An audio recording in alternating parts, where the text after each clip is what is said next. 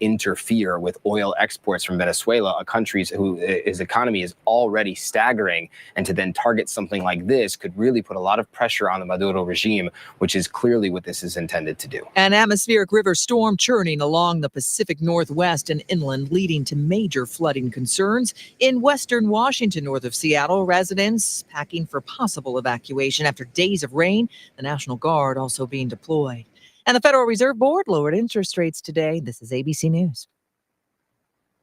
New changes could be coming for America's visa waiver program. Homeland Security's proposal would require certain foreign visitors coming to the U.S. to supply 5 years' worth of social media history in their application. ABC's Christiane Cordero has more. How far could the administration go to look at their private messages? But we've seen the administration go so far to say that they are monitoring people who are here for student visas, for example. So this is part of the larger immigration crackdown, whether it's through illegal or legal channels. Visa applicants will also have to submit a selfie and pay a fee of $40. There will be a 60-day public comment period before the rule might take effect. Expedia out with its list of most searched destinations for this past year. New York taking the top for the search globally. Expedia also released information on affordability. Amarillo, Texas, topping that list. And the most up-and-coming global destination is Matera, Italy. Michelle Franzen, ABC News. Welcome back to Winter Hack Radio, the place for clever hacks to survive the season. Icy driveway? Well, try spreading sand or birdseed to help with traction. Snowy puppy paws? Well, grab a whisk, brush it off, done. Catch COVID-19? Well, just get... Actually, there's no hack for COVID-19. But if you test positive, prescription medications for COVID exist. Ask your doctor if they're right for you. Visit PfizerForAll.com to learn more. Sponsored by Pfizer. CVS Health supports people in the moments that matter, from picking up a prescription to connecting care. With nearly 5 million daily interactions and serving 185 million consumers and 1.5 million healthcare professionals, CVS Health holds a trusted place in healthcare. By simplifying care and improving health, we're helping people get the care they need. Learn more at cvshealth.com/investor day. That's cvshealth.com/investor day.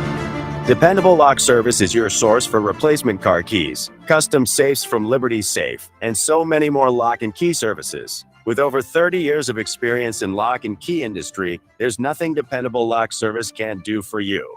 Whether you're looking for duplicate automotive chip keys, rekeying commercial and residential locks, or custom safe building, we've got you covered. Call 603-886-0559. Nashua's dependable lock services 24 hours a day, 7 days a week. The sky's not the limit, it's just the beginning. I'm Ed Mullen from Nashua Aerial Advertising. There's no better way to advertise your business and or message than high in the sky. How can you make your advertising budget work for you? By putting your ads up where they'll stand out. The sky is an uncluttered, impressive venue. You can put your message over a region or location to target your desired demographic. Put your ads where they're needed. We provide coverage over communities through Merrimack Valley, Greater Nashua, Manchester, Lowell, and points throughout South Central New Hampshire and North Central Mass. Summertime beaches, sporting events, races, fairs, and festivals are all ready-made for banner telling. For more information, please visit us online at NashuaAerialAdvertising.com. And remember, the sky's not the limit, it's just the beginning. NASCAR. It's more than just driving fast and turning left. Bob Bianchi and myself, Bob Bartis, are credential-carrying members of the NASCAR media. Each week, our live 2-hour broadcast breaks down everything happening in the world of NASCAR. We recap the prior week's race results, preview the upcoming races, and discuss the NASCAR news. If you like racing or fast cars, join us live in the showroom at Allen Mello Dodge every Wednesday from 4 to 6 p.m. or listen, stream, and watch at wsmn.live.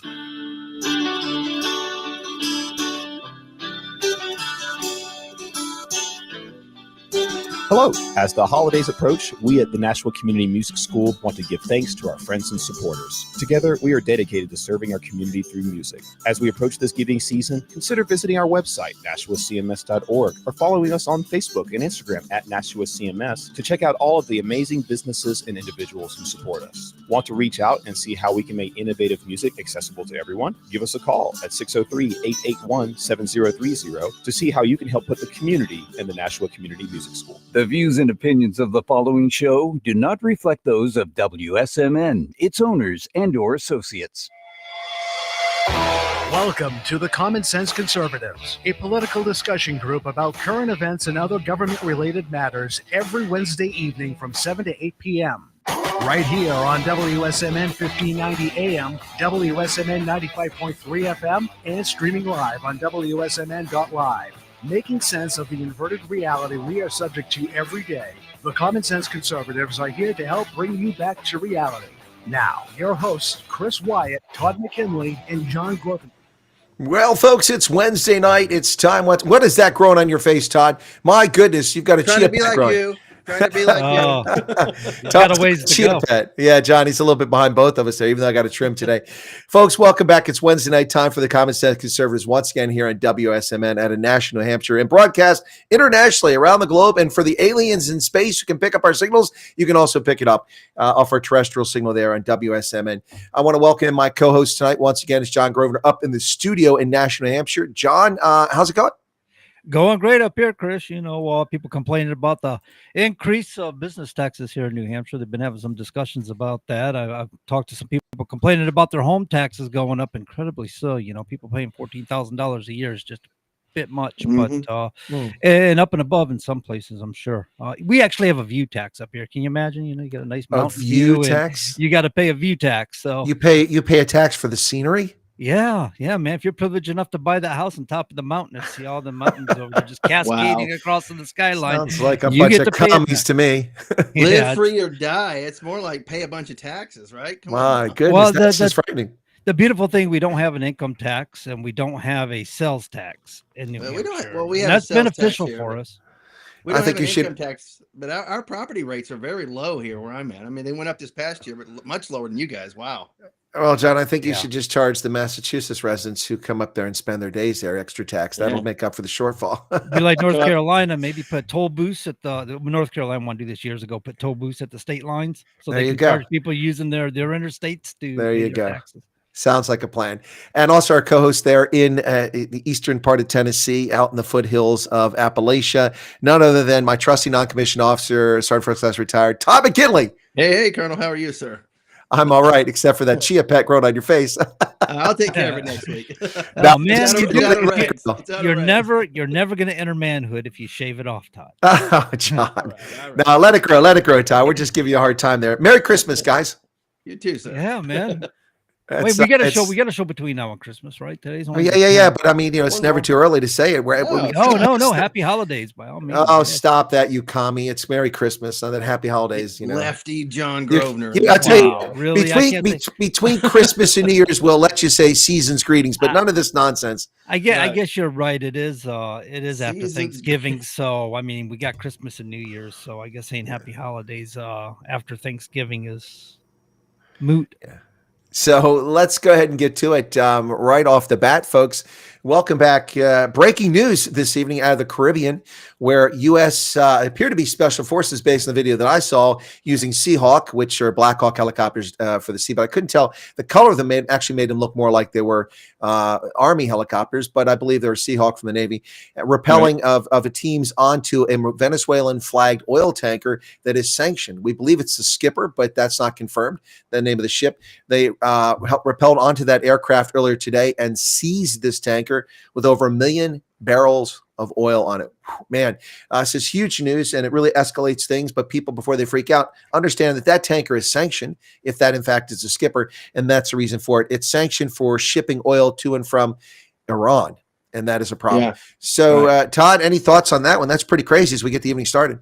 Right, absolutely. Well, first thing, whenever I saw the images, I began critiquing the fast roping technique immediately. I was like, okay, that guy's good. He knows what he's doing. This guy's done this a few times. So that was my first thought. And then I was like, why are they there? And I'm like, oh, they ship oil to and from Iran. That's not a good thing. Let's go ahead and see what's on this thing. But they've been doing this for years, right? I mean, that was one of their primary destinations was Iran.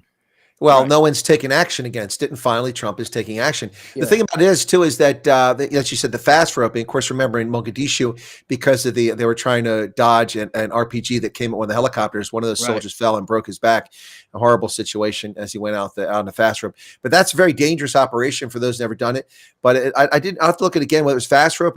It did look like they were rappelling when they came out. But fast rope, of course, you're not connected in. You just slide down the rope. Whatever the case is, 2 helicopters, 2 Black Hawks went or Seahawks, whichever they are, the same airframe, went out and they did boarding operations, something that Special Forces and Navy does repeatedly. They train for boarding operations, which is a primary mission for them to interdict. Now, I said on my podcast that the Coast Guard seized it because technically the Coast Guard is the one responsible for seizing, whether it was a Delta or a SEAL team or it was other Special Forces, really isn't germane. It was a combined operation between the military services and the Coast Guard and apparently other U.S. agencies. But what an incredible sight to see. Pam Bondi already released the footage of this, which is fascinating. Of course, people say, why would the Attorney General have it? Because it's criminal activity, violating sanctions.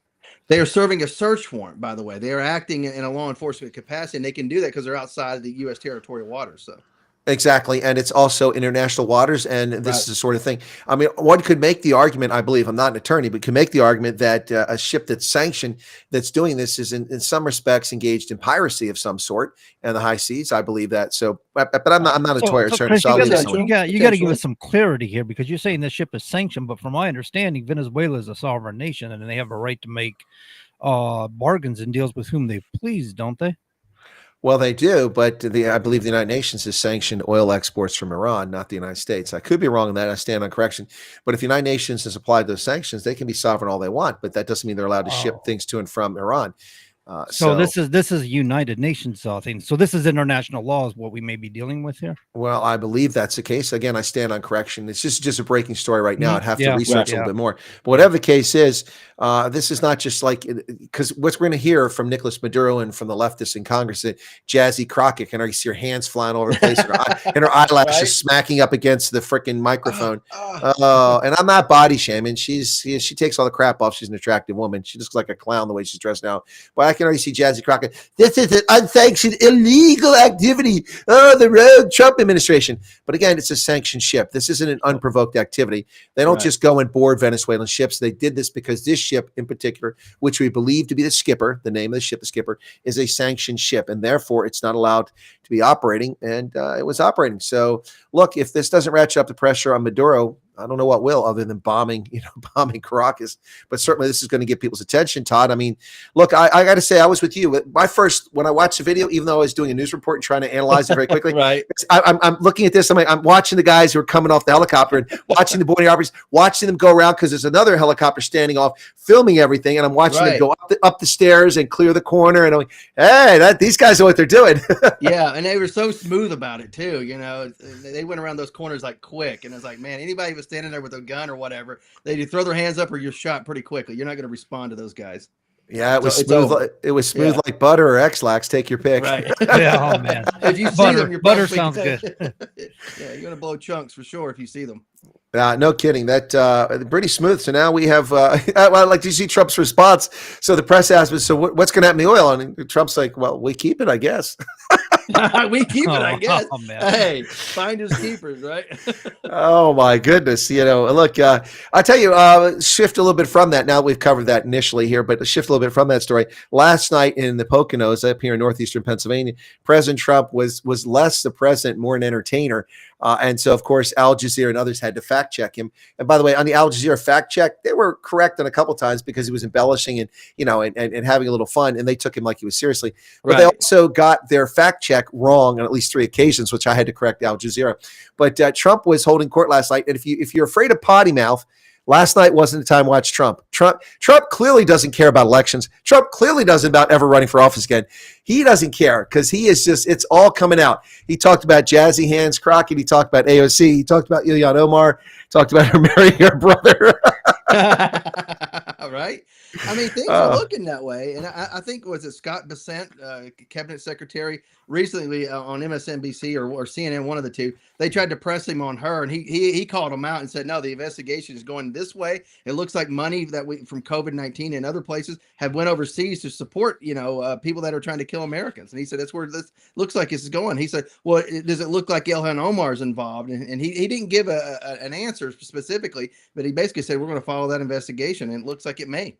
Well, it's about time because the heat is going to be cranked up against that loudmouth, obnoxious, anti-American scumbag from Minnesota, who now we have disclosure tonight. I think Tom Homan is the one that released this. She committed tax fraud, it appears. She committed tax fraud by claiming the wrong husband as a dependent on her tax return. Now, how do you identify the wrong person you're married to? I mean, now if you got divorced during that year, one might make an excuse, but she had not been married to this other person for some time, and she fraudulently claimed, I haven't seen the tax return. This is what the U.S. government official is saying. So that alone will get her a prison sentence. On top of that, if she's tied to this money going back to Somalia, she's in a lot of trouble here. And if she did marry her brother to commit fraud, there's no statute of limitations on defrauding the United States. So she could be stripped of her citizenship over that. And if that happens, Democrats are going to lose their mind. And the joy that they're feeling having won Miami's mayorship for the first time in 3 decades is going to be short-lived if little Ilhan Omar finds herself being booted out of the country. And by the way, what's with the nose ring?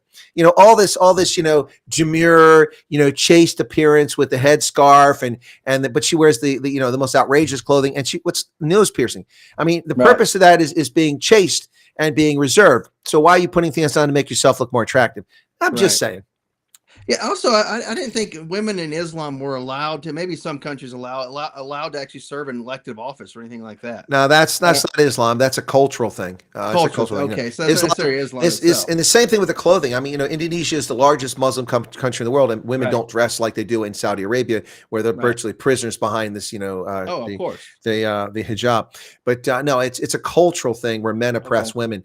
It's not Islam. It's not really a fact. The only thing about Islam is women are supposed to be, well, I'm looking for the right word here, but none of this is Islamic. It's all cultural, and it's like female genital mutilation. People attribute it to Islam. It's not Islam. Christians do it, unfortunately, too, and animists.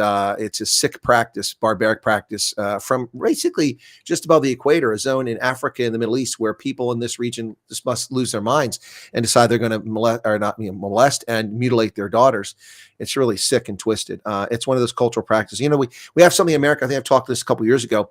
It's called the cutting season now. Nobody wants to talk about it. 600,000 young women and girls are at risk of being sent back home to see granny or auntie in places like Nigeria or Yemen or Somalia, Eritrea, Ethiopia. And then, of course, they're molested and their genitalia are mutilated by these people.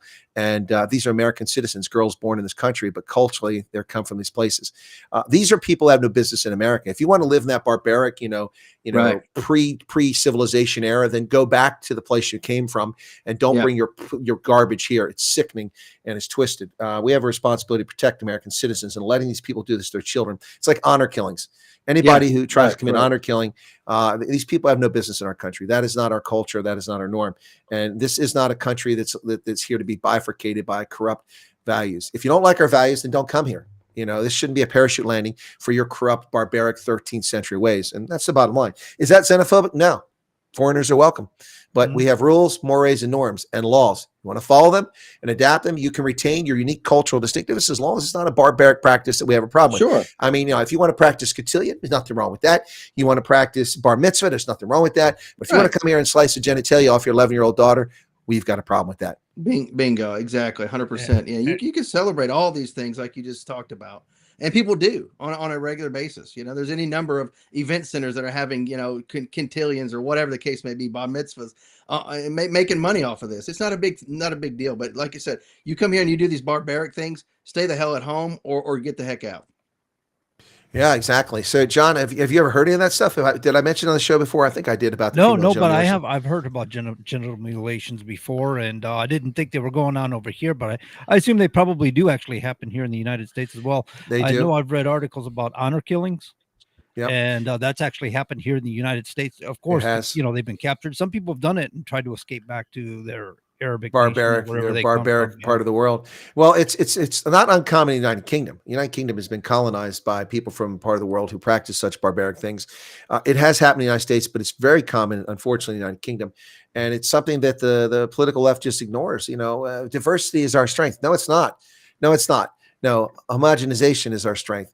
Diversity isn't the diversity they talk about anyway. Having a black, a brown, a blue, a green, a yellow, a Christian, a Muslim, a Jew, a Buddhist, a Wiccan.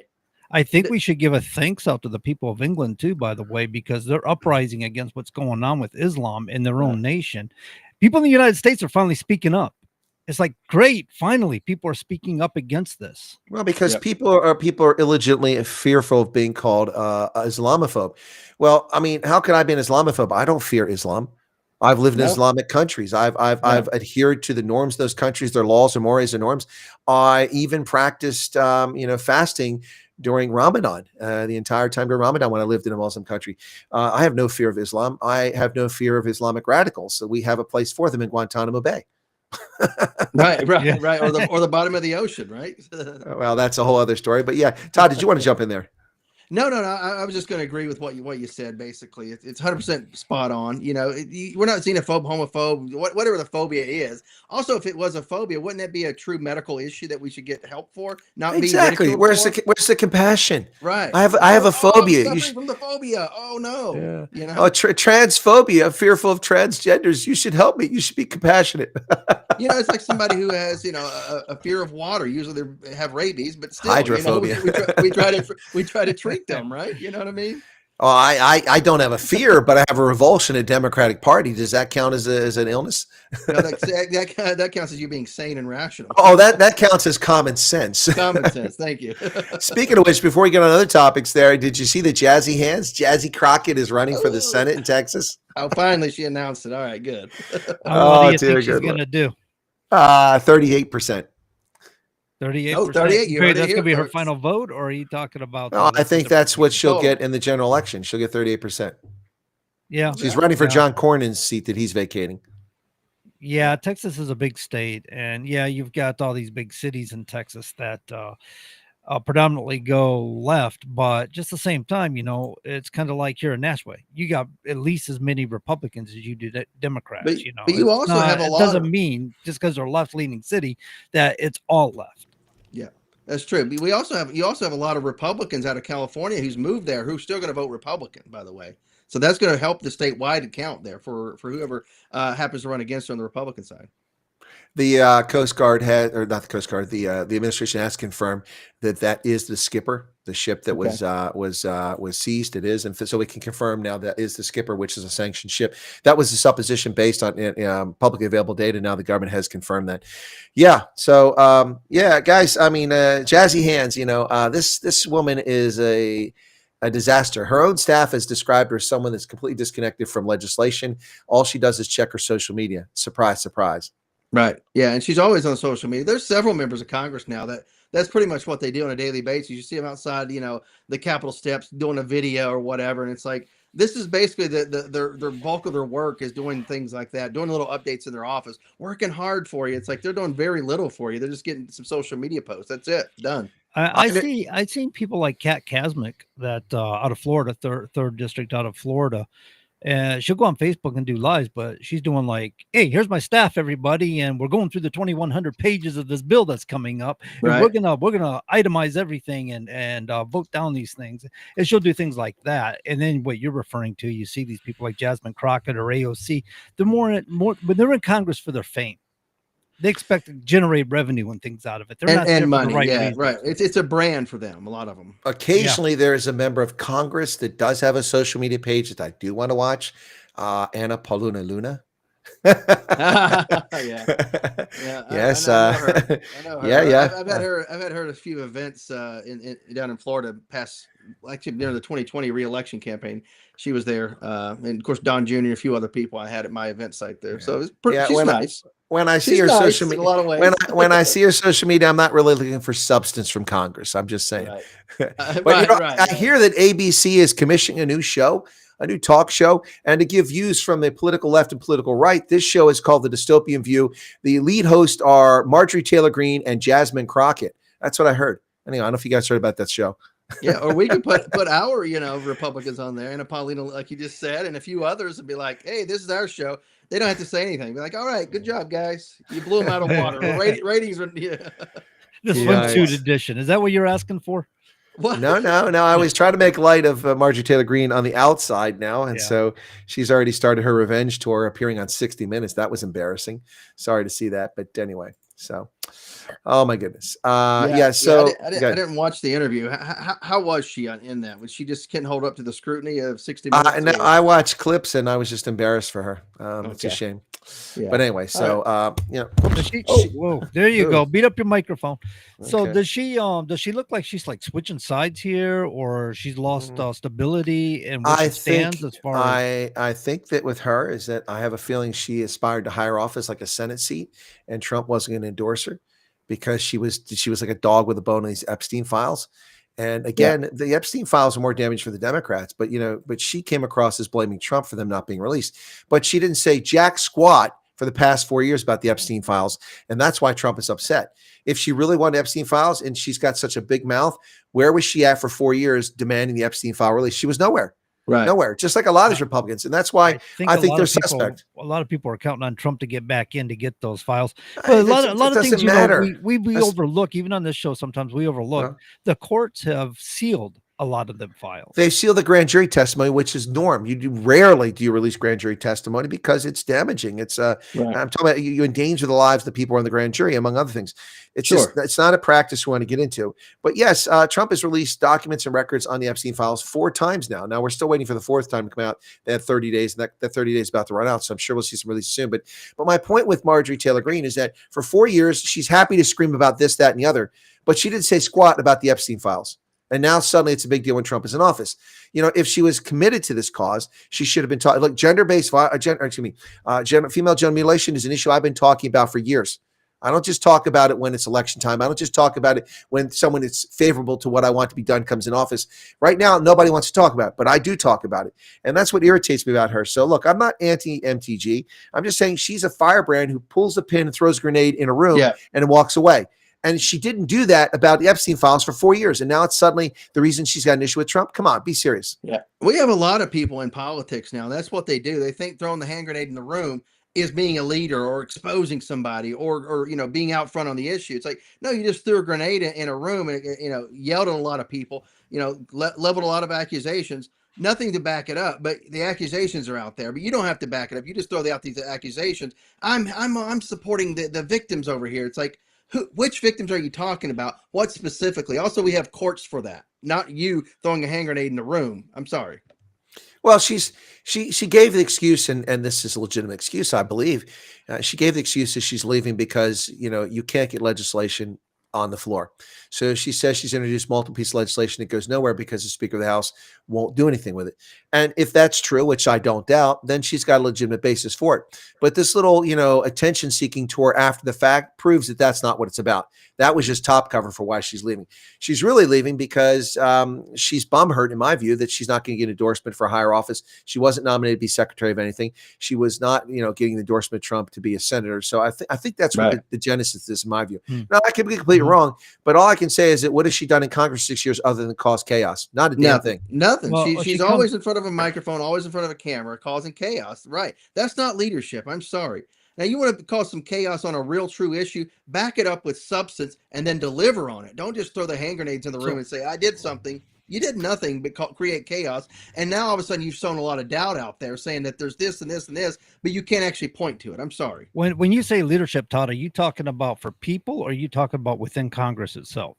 Well, I'm talking about not only within Congress, but within the party, also within the committees that she's on. Has she provided any leadership outside of just, raising heck whenever you get a chance? Like I said, whenever there's a microphone or a camera, and this is all that you do is just lambast and yell at people or whatever, you're not providing leadership. Yeah. You've led on nothing, but they think that that's the actual leadership because you're yelling and talking into a camera. Mm-hmm. That's just content. My take on Marjorie is she kind of goes in there with her own agenda and she thinks everybody should just dance to her tune. And so she's complaining because the party didn't follow along with her dance. And so that's why she didn't get any bills to go through Congress. Nobody brought them to House floor for votes because she was trying to create her own agenda. She wasn't getting involved with people and other people's agendas and working as a group. She wasn't a team player in Congress. John, I think you're onto something there. And I would also say that I'm a bit annoyed at her pretending she's the original MAGA. That's her. She's all about, I was there from the beginning. I've done anything for Trump. I'm the original MAGA. Excuse me. We, the three of us, were here long before Marjorie Taylor Greene, anybody knew about her, long before Trump ever announced running for office. We're true conservatives, have believed in true conservative values of small government, freedom, and all our liberties. We are the ones in a strong national defense, not these people. They may have been conservatives, but they weren't out in front of doing this. We were here long before them. Well, long after Trump is gone, we'll still be championing conservative values and calling for a smaller, responsible government, fiscal responsibility. We'll always be here. So that really torqued me off too about her too, because if only she's the real person. Give me a break. It's another reason I had trouble with not the God rest his soul, but another reason I had trouble with Charlie Kirk, because he rubbed me wrong too, because him and Turning Point USA only want to talk to people who are under the age of 15. Give me a break. He made more about millennials and stuff. He interacted with older people, Gen X and things like that. But at only the same time, people his movement was catered towards for kids, and he only talked to older people who could get something for him. The rest of us, I noticed that. The rest of us can help his movement and want to be part of it. We were just refugees to him, and that's unfortunate. Honestly, I didn't pay a whole lot of attention to Charlie Kirk, but that part of it never bothered me because he was moving millennials. He was doing a part. Well, it bothered me because when the organization started, it stated its values, and I said I'd like to be involved with this. I was still serving military, but I still and they had no interest. No, but the thing is, they'll endorse candidates for office. Right, exactly. They'll endorse candidates for office who are 50 and 70 years old, but they won't listen to 40, 50-year-olds. No, but those people generally have some sort of money or some sort of, or a lot of times they're already in office, you know what I mean? And they have money behind them. So it's easy to endorse somebody like that. It's easy to get on that bandwagon. Like Marjorie Taylor Greene with Trump. Whenever she was running originally, Trump's coattails were fairly long. Like many people running for Congress at that time, even people who didn't win, they jumped on those coattails hoping for an endorsement. And very selectively, he endorsed people across the country to get them into Congress and get them on his side to push his agenda in Congress. And she was one of those people that he picked out of the basically the lineup, if you will. She was lucked into it. She was a diehard. I mean, the way like Chris described her, the way she spoke and stuff, and the way she defended him, she was definitely a diehard. But what I'm saying is, those coattails of Trump are very long, so it was easy for her to be MAGA. You know what I mean? If she needed to be something else, she probably would have been. And also, this is childish because the only thing that she's talking about, she has a problem with Trump for the most part, is the Epstein files. Yeah. Look, I mean, I've got problems with some of the stuff Trump does, including some of the stuff he said in Pennsylvania last night. But that doesn't mean that we just throw our toys out of the crib or out of the pram and walk away and say we're not going to play. And that's what she's doing. Adults, you don't agree with everything. I mean, if you agree with everything a person says, you're just a sycophant. Right. So we can have differences, and I have differences with President Trump. Absolutely. But the bottom line here, folks, is that I'm not thrilled the way she's handled this. And, and it plays right into the playbook of the New York Slimes, the Washington Compost, and all these leftists who are talking about a fracture in the MAGA community. I pay no attention to this because I don't see this. Like the stuff now, the country and affordability. Look, I have been to Virginia, Maryland, New York, Pennsylvania, Idaho, Wyoming, Utah, all in the past 3 months. I haven't a single person I sat down with to have a conversation complain about the cost of living. A lot of them are like, thank God prices aren't going up anymore. And I'm also seeing that my prices have come down because energy costs have declined. And all I keep going on is about prices. Did they expect Trump to come in and magically lower prices? No, that stuff is baked in. The only way those prices come down is if energy declines significantly and then the producers lower the cost. Because here's the reality. If the prices drop too much too fast, we have a depression. De-inflation is worse than inflation. I mean, hyperinflation is the worst, but de-inflation because if the economy will stall if prices collapse too much. It crash. That's right. And the reason prices drop fast is because no one's buying anything. No one buys anything. Producers don't need employees because they can't sell the inventory they have. So you don't want prices to come down too fast or you have an economic crisis. And it kills me to listen to these morons and so-called economists that don't understand basic macroeconomic principles, which is what I'm talking about here. And of course, I've taught that at postgraduate level. So before anybody starts saying, what does he know? He's a YouTuber. He's a radio personality. I actually know what I'm talking about here.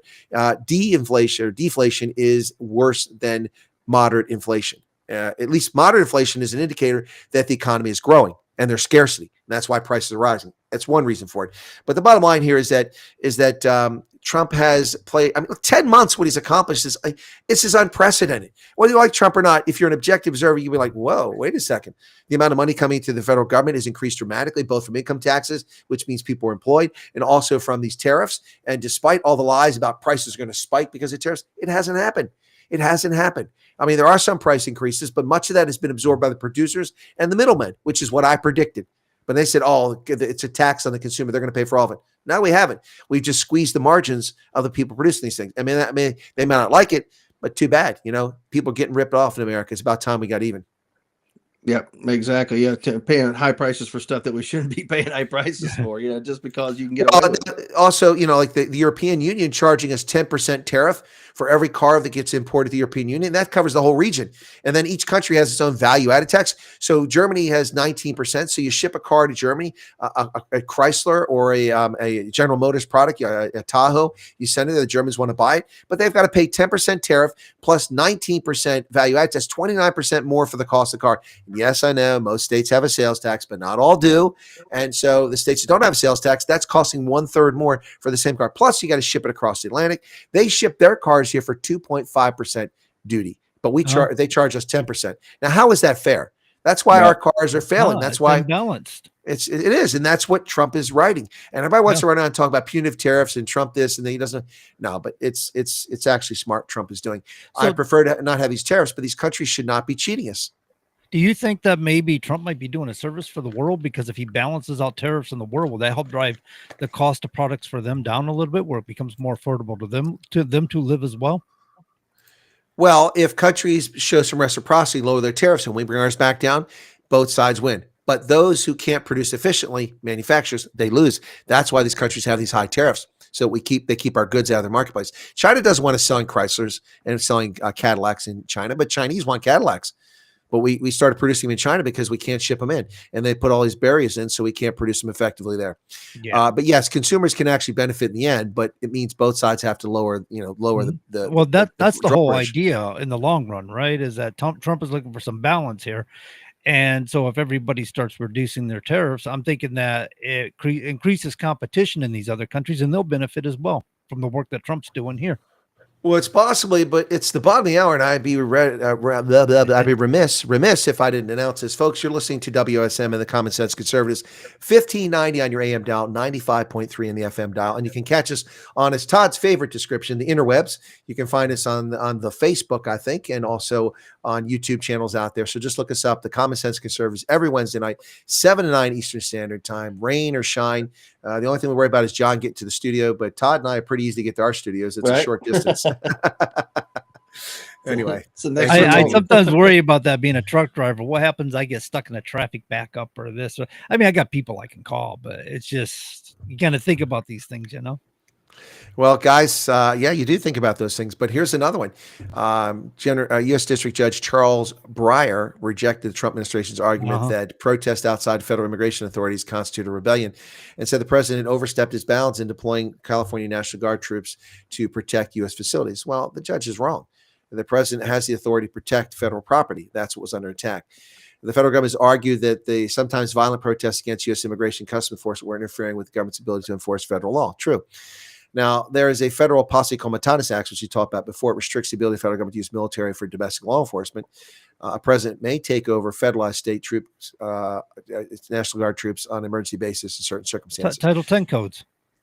Well, it's Title 22 for the National Guard. You federalize and make them Title 10. Yeah, I always brought up that Title 10 code, Section 253, where it talks about the president may use the militia, the correct. Armed Forces. The authority, right. The authority is a Title 10, but the National Guard falls under Title 22 until federalized. When they're federalized, they fall under Title 10, and that's what Trump is exercising. The bottom line is the judge is using a very narrow description, saying he can't use the forces because it's law enforcement. He can only use them for an insurrection. The problem with that is that an attack on federal facilities is an insurrection. Right. It is an insurrection. It wasn't like they were spray painting graffiti outside the building. They were damaging federal vehicles from the GSA. They were attacking federal law enforcement officials, and therefore someone needed to defend it. The Los Angeles police refused. The California Highway Patrol did not intervene and protect federal property. Are we supposed to let them burn down federal buildings and murder federal employees? No. The president has a right to intervene, and he did. It's not just about federal either. It's about state. It's about violation of rights. It's about a number of things. And what are synonymous with activist judge? Oh, Charles Breyer, because that's exactly what he's being in, as activist judge. He's deliberately being obtuse to the law for his own personal gain or benefit, politically speaking. He's a 10,000-year-old fossil leftist Democrat whose brother was on the Supreme Court as a fossil leftist Democrat. And so, it's not surprising he behaves in this fashion. People like this should be retired. Go out Neverland. I think there's space out there. Michael Jackson isn't around anymore. He can hang out in Neverland. But this is just it's ridiculous behavior on the part of a judge. The president has every right to defend federal property, and forcing us to leave it undefended because of corrupt California Highway Patrol Police, corrupt Los Angeles Police Department, answering to gruesome Gavin Newsom and the mayor, the lunatic in charge out there, Karen Bass. By the way, no homes rebuilt in Pacific Palisades a year later. They've built one model home. That's it. I thought Newsom made some sort of statement about not wanting to rebuild homes over there. He wanted to use the land for other purposes. Of course, that's why they let it burn. Yeah, right. All the firemen should stand down, pull out the hot dogs and marshmallows, and enjoy the flame. The people who were there, the homeowners, have lost, hundreds of millions of dollars, probably into the billions of dollars. Billions of dollars. Individuals losing, even just, an everyday person lost a house that's probably worth, $200,000, and it's gone. That's it. Done. And it's not coming back because they're not giving housing permits and they're not doing anything. So look, this judge is out of control, and this state is out of control, and it's just a shame. I think that was his third time ruling against Trump, wasn't it? Yeah, that guy needs to retire. So he's burdening the Supreme Court to let rule on things that he should have adequately ruled on himself. Well, I'll tell you, it's just it's a problem, and this guy's a problem, and many of these judges are a problem. They don't realize that their job is to interpret the law and ensure that the proceedings are fair. That's their only job, unless it's a verdict that comes to a judge specifically. But this is very frustrating. The court's undermining federal executive authority. It happens all the time. And the thing is, the Trump administration will adhere to it, and then they'll call him a fascist dictator. But Biden just ignored the courts. There were no consequences. Every time a court ruled against him, the government still did what they wanted to do. Same with Obama. Obama murdered American citizens extrajudicially, and nothing was done to him. And of course, Lois Lerner, violated federal law, and lots of officials in the Obama administration violated nothing. All those executive officials were escaped from scrutiny, and the press paid no attention to it. But these judges are out of control. They're activist judges. Their job is to interpret the law, not to make decisions that violate the co-equal status of the legislative, the executive, and the judicial branches, which is exactly what they're doing. They're violating that sanctum, and it's wrong. And also, where does a federal district judge get the authority to ban all federal activity? They're for a certain district, and any activity that occurs there. Going to these district courts like the Ninth Circuit Court to get a judgment to stop nationwide or global activity is simply, it's not the spirit of the Constitution. There's something wrong with that, Todd. Right. No, I agree with you. My interpretation, and they only control what happens in a specific district or what have you. And they can make a ruling, temporary banning something until there's a case, right, in that area, not the entire nation, as my understanding was. Well, he ruled, that Trump can't use National Guard in LA. He didn't rule that he can't use them in Washington. No, we're saying in general on a lot of rulings that happen. Not this judge. Yeah. Specifically to this case. I think what you're saying is circuit courts usually make those assessments. Not right. We've had like the Ninth Circuit say the president can't deport people. What authority do they have? They're in the Ninth Circuit. They don't have any authority over the executive branch. If the Supreme Court says, well, then we've got a real story here. But the Ninth Circuit is geographically fixed, and people destination shop. They go to the circuit court in D.C. because they know it's hostile to Republicans and Trump, and they destination shop for these cases and file them. It's fascinating. The Pennsylvania Supreme Court declared that people who filed lawsuits from the Trump team and from these third parties in 2020 over the mail-in ballots, they said they don't have standing. Well, of course they have standing. I mean, they're affected by the actions that happened in Pennsylvania, whether Pennsylvania residents or not, doesn't matter. Trump had a campaign. He campaigned for votes in Pennsylvania, and Pennsylvania violated the law under Josh Shapiro as Attorney General, Kelly Boothfar as the Secretary of State, and little Tommy Wolf, the little scumbag who was the governor. They violated Pennsylvania election law, which wasn't even a year old. And of course, people have a standing. I have a standing. If I had money, I'd have sued these clowns, but I don't have money. Not like that kind of money. You need millions for that. Yeah. So it's just very frustrating to these activist judges and their nonsense. And not because they simply disagree with them. There are cases that go my way that I think the judges have no say in it. But guys, Air DHS. Did you hear about this? Air DHS. That's what I'm calling it. No, tell me more. Tell me more. Well, maybe we'll call it Deportation Airlines. Oh, there we go. Department of Homeland Security has inked a contract to purchase its own fleet of 737s for deportations. They're going to spend $140 million to buy 6 planes from Boeing. U.S. Immigration Customs Enforcement, the Army and DHS that carries out deportation flights, has long relied on charter planes, but two officials familiar with the contract and records reviewed by the Washington Post indicate that they have broader plans. Earlier this year, Congress signed off on $170 billion for Trump's border immigration agenda over 4 years, and now they're buying planes. All right, get them out. I'm kind of wondering about this. So, I mean, weren't we using like cargo planes or something last time when we were? Well, initially we're using C-17s and things like that, but now they're relying on charter flights. But Trump borders are. Tom Homan said the administration has made more than 579,000 removals. Now imagine how much that costs us paying for commercial flights. Stick 300 of them. No, we couldn't put 300. He put about 150 on a 737. Put 150 on them. Fly them 24 hours a day, and we'll empty out this place. Yeah, eventually get to it. You know, and, Yeah. and they're attacking the criminals first, basically. The people with records, people that are, child molesters, people who are, trafficking people, drugs and things like that, murderers, thieves, and these are the people that are being targeted first. Why are people wanting to support them and say, "Oh, you can't do that. We need to stop ICE. I think we need that's these people out of our nation." Sorry, that's their primary targets were the criminals. Right. But if they happen to catch a guy over here, it's like, oh yeah, you All too, right. come on, you're coming with us too. All Even right. though he didn't commit any crimes, he was here illegal. Well, that crime. Yeah. Well, so apparently last so month, be it. Chrissy Noem, she said ICE wanted to have her own planes. And the Wall Street Journal reported last month that she and her chief advisor, and now I know where Corey Lewandowski's at. He's working for Chrissy Noem. They directed ICE officials to purchase 10 737s from Spirit Airlines. Of course, Spirit just recently went bankrupt for deportation flights. Of course, those would be already in service aircraft, so they wouldn't be full price. But Spirit Airlines doesn't even own them. They were leasing them, so they couldn't get the planes. And and the planes apparently don't have engines because they're mothballed. so that wouldn't have worked out very well. But in the meantime, now they're going to purchase 6, I'm guessing, brand new from Boeing. Pretty wild stuff there. So deportation air is coming your way.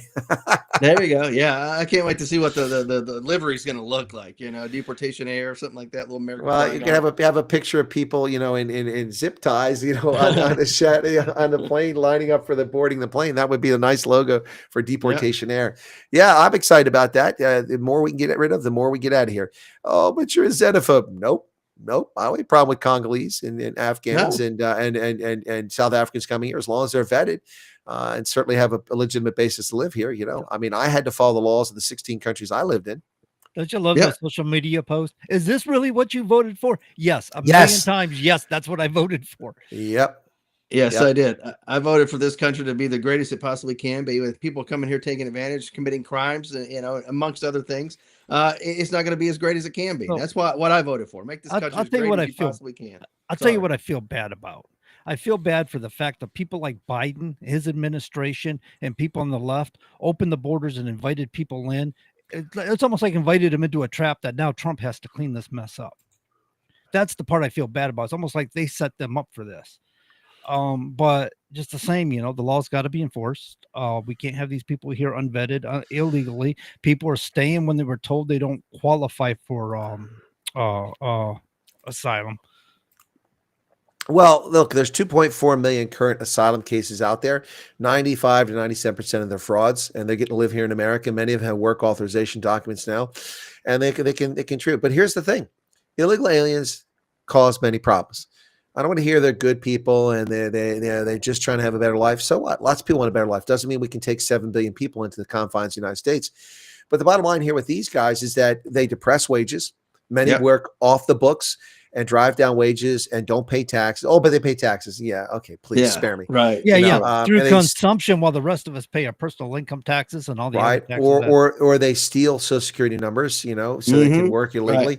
Right. They also bring pestilence in the country. Oh, but you're a bigot. No, it's true. The reason we have measles outbreaks in this country in Texas is because, imagine this, people who had not been inoculated for childhood diseases are pouring across the border and settling our communities and getting outbreaks in our schools and spreading it around. Now, if Americans don't get their kids vaccinated, then that's their fault for not protecting their kids. But we have another measles outbreak in this country. And once again, the odds are pretty strong. This is tied to illegal aliens who've been dumped in this country and travel around. So I don't care if people are good. If they want to come here, there's rules. We have an absorptive capacity. We cannot take in 1 million people a month. We cannot take in 12 million people in a year. We cannot take in 1.2 million. It's ridiculous. There has to be reasonable reasonable progress in this. And we're just not getting it because these leftists just want this country to be destroyed. They hate America. I don't know who raised them, what happened to them, why they hate America so much, but they're shameful people. But the good news is that there have been 1,701 deportation flights to 77 countries since January 1st through October 31st. That got rid of 579,000 people.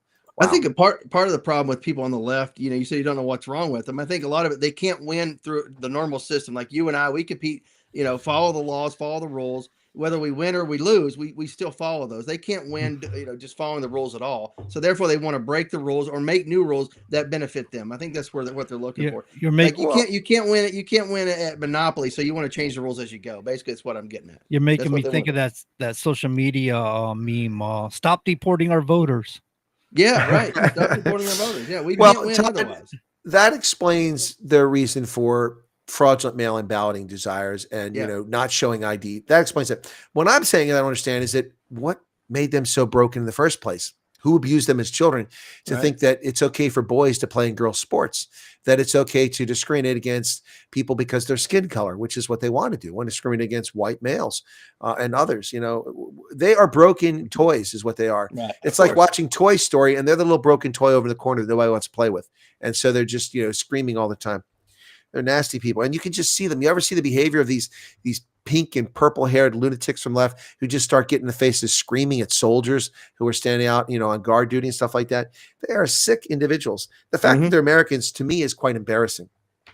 Yeah, absolutely. And these people, they're representing, what we are, because they're getting play on news and social media being seen around the world, when in reality, they don't represent them anywhere near the majority of Americans. But most people outside of the country think that they do because that's what they see on social media on the news.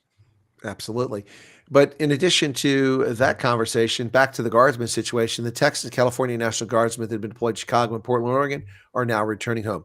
Texas Governor Greg Abbott said that his state's National Guards who have been sent to Chicago have been told to return home, but that was in November. That was back in November. So these guys are coming back now. And so I think most of them are back already. So I just thought we should mention that again.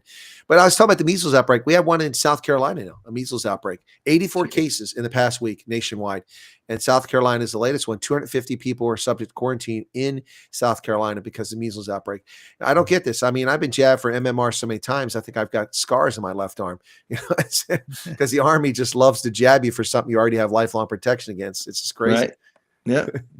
I'll take a little bit more of some stuff here and there, but some of it, if it's experimental, I'm good. I'll wait. You don't want the mRNA, Todd? What's that? No. I said you don't want mRNA? No. Also, don't want another one of those anthrax jabs, those things. Or I could do without another rabies jab. Just saying. You got rabies jabs. Where were you? You got rabies? Africa, wildlife. You got to have it. Yeah. So the rabies jab, you got to get 3 shots of it. It's this really like pink color vaccine, and it burns like acid when it goes in. Yeah, that's what I heard. I'm gonna check. I don't think I ever got rabies shot. I don't think I. Oh, you would remember. You would remember just from the color alone. It's like, is that pink lemonade? No. Ow! Yeah, I know it burns. That's what I heard. Yeah. Yeah, but it's also has a global shortage. They never make enough of it. So it used to be you had to get it every 10 years. But then when I was due for another, like, oh no, it's every 12 years. Now it's every 15 years. Oh, only for people who've been bitten. Okay, I get it. You're not making enough. Yeah, so that's the situation. It's just not. It's not happening. So yeah, rabies. Oof. I mean, Todd and I know what it's like. You just become a pincushion for Uncle Sam. Chris likes that burn. What's that? I like the what? You like that burn. I get it. No, I don't like the burn. Shot. You want that shot in the arm to feel it burn. No. It's like the guy that says, how come it hurts when I pee? No, thank you. I'll pass. That might be because you're not familiar with the concept of a condom. I'm just saying. Anyway, but guys, in the next hour, we'll talk more about events breaking here. But let's go back to the Caribbean and the seizure of what appears to be now the Skipper, an oil tanker from Venezuela loaded with 1.1 million barrels of oil. I mean, it must be gallons, not barrels. I mean, think about that. That's a lot of oil. I mean, gosh, no wonder these super tankers are so big. But what an incredible operation there, John. I don't know. Did you see the video, or were you impressed if you saw it? I did not. I think I heard you guys talking about it, and I think, man, I've got to go back and find this video now. Yeah, just go to Pam Bondi during the break and look at Pam Bondi's X account, and you'll see the video there. Or you can just go watch my video on the YouTube. Give me a view there. What did they say in anything? What were they exactly were looking for specifically? Or I mean, No, other than the fact that this ship was wanted, I guess. No, it's sanctioned. That's all they've said Or so far. I sanctioned, mean, sorry. they said very little about it other than that. I'm sure more will come out tonight. Like I said, they were talking to Trump when this was announced, and then Pam Body's put the video out. So we'll see what else comes out of it. But exciting stuff, unless you're the skipper of the skipper. Skipper the skipper. No, he's in handcuffs somewhere. It's not good to be captain of that ship. Yeah, he's not going down with that ship, but he's going into custody with that ship. It Yeah, might so be better for him to go into custody. He's like, oh, finally out of that, man. It was a nightmare. how would you like to be the bridge or watch officer on the aircraft carrier or the cruiser that comes up alongside that and says, okay, now I need you to pilot this ship to Miami, the oil tanker. So you go from commanding a cruiser with armaments on it to now you're in charge of an oil tanker, because he's not going to steer it to Miami. It's going to be, or Puerto Rico, wherever it's going to go. Right. But pretty amazing stuff here, guys. I mean, what do you think, Todd? Are we ratcheting up the pressure here? It sounds like it, but do you think we're imminent at a shooting war? I mean, a lot of people are freaking out about this. Very possible. I don't know how close we would be, but I mean, how long would it last though? I mean, with Venezuela, I mean, I think their government would collapse pretty quick and they would run to the hills. Then where are we at that point? Well, I hope we don't deploy troops to occupy Venezuela. That's the last thing. Right. That's what I'm saying. Yeah, that's what I'm saying. I'm sitting there thinking we're deporting them back, and now we're going to give them a bunch of soldiers. Hey, next thing you know, Venezuela's the 51st state. They crack some deal. Oh, Trump is a good man. No, I'm kidding. No longer Canada. It's going to be Venezuela's Venezuela. great. They're great now. They're the 51st state. We love them.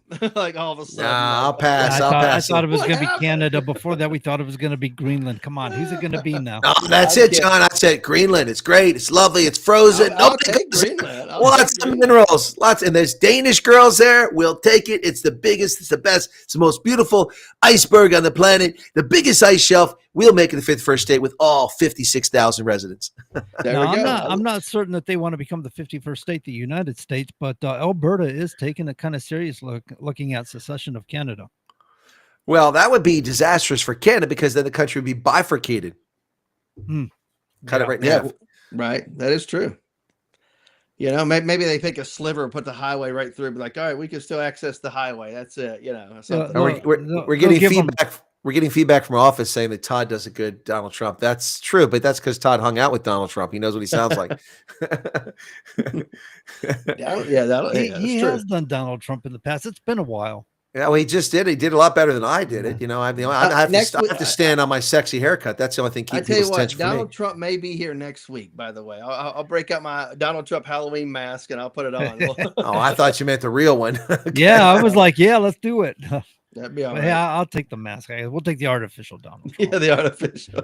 People on the radio are like, what are these guys doing? What kind of show is just this? know before you put that mask on, that man's had a target on him. So, well, I don't know about that. But before we get to the top of the hour, which is rapidly approaching, I will say, without disclosing, I'm on a road trip Friday for a rather important meeting, and I'll leave it at that. And we'll talk about it next week, what comes out of it. I'll just leave it at that.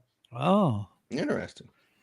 Is this where we're supposed to start fishing and digging? Well, we'll tell you this. I'm not headed to West Virginia. Okay. Oh. Okay. You're somewhere around the Virginia, Maryland area, maybe a city that's possibly. Okay. Whoops. He pulls up a gavel. My gavel. He alludes to he's taking a trip and pulls up a gavel. I think he's dropping subtle hints. No, I'm not going to court. No, I thought the gavel came off. I went like that. It was shaking. It was loose. I'm like, oh no, did I throw it behind myself? Anyway, yikes. But folks, we're glad you've joined us tonight for the Common Sense Conservatives every Wednesday night at WSMN. And we're happy to see you join us here each and every week at 1590 AM, 95.3 FM. We're coming up on the news at the top of the hour. In the next hour, we'll talk more about this seizure of the tanker, the skipper, and see how the skipper of the skipper is doing it this hour, if we can get an update. And we'll also talk about more judges who are activists and some of the other events taking place around the country. And, of course, the new senatorial candidate from Texas, Jazzy Crockett, because we all just love Jazzy. I don't know. We haven't heard yet whether we all want to date her. I mean, I suppose we all want – does that make us racist if we want to date her? Because, I mean, we're white. She's black. Anyway, stick with us the next hour, folks. More coming your way. Cheers.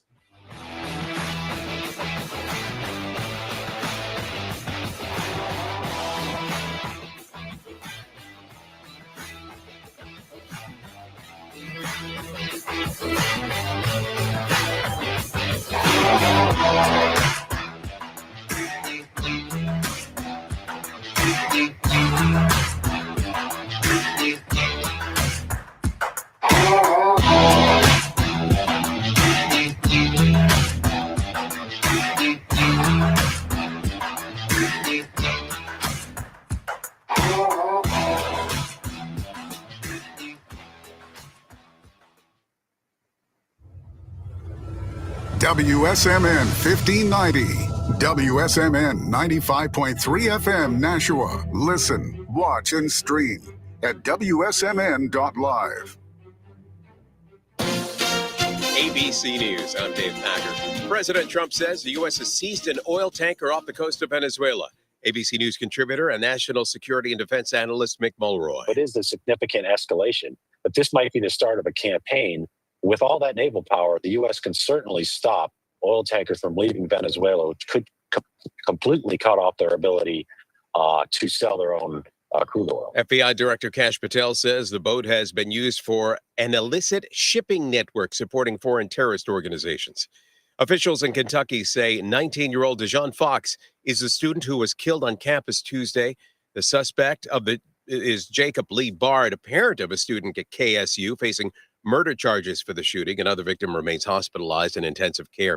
A federal judge in California pulling the plug on the Trump administration's deployment of National Guard troops in the state. The Fed cutting its key interest rate by 1/4 point today. This is ABC News. A Department of Interior auction for the first 30 oil leases in the Gulf of Mexico has drawn $279 million in interest. It's the first lease sale in the region since 2023. More Americans are foraging for mushrooms in the wild, and that's led to an increase in the number of emergency room visits. Eat the wrong mushroom and you could die. Poison control specialists in California say that in the past month, 21 people around San Francisco have suffered amatoxin poisoning linked to certain types of wild mushrooms. One person has died.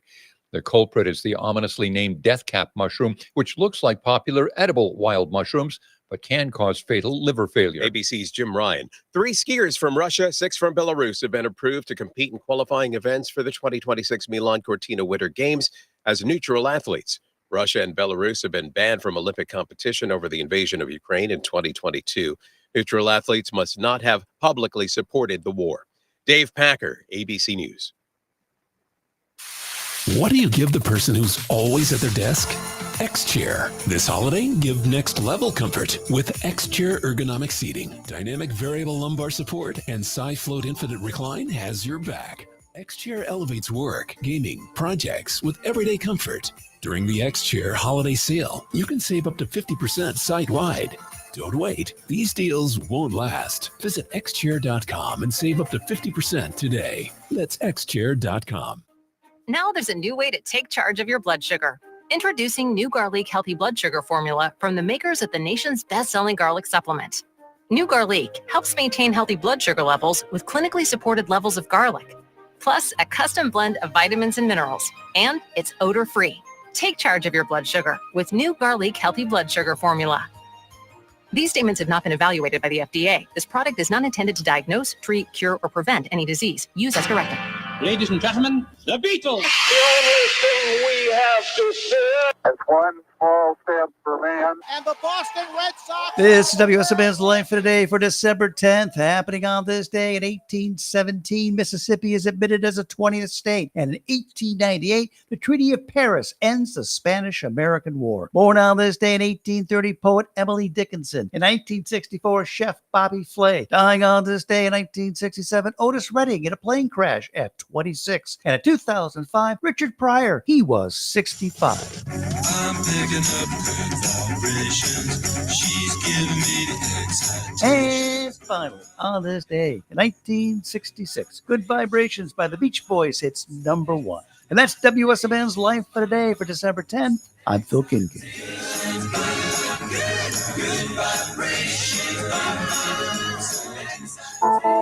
Hi, Nashua. I'm Perry Cataldo from Choice Benefit Services, your local insurance agent that has dedicated himself to all the Medicare plans in New Hampshire. Whether you're just turning 65, new to Medicare, or already have a plan, I'll explain all your Medicare options and extra benefits that you hear so much about. I ensure you're getting all you're entitled to and all that you deserve.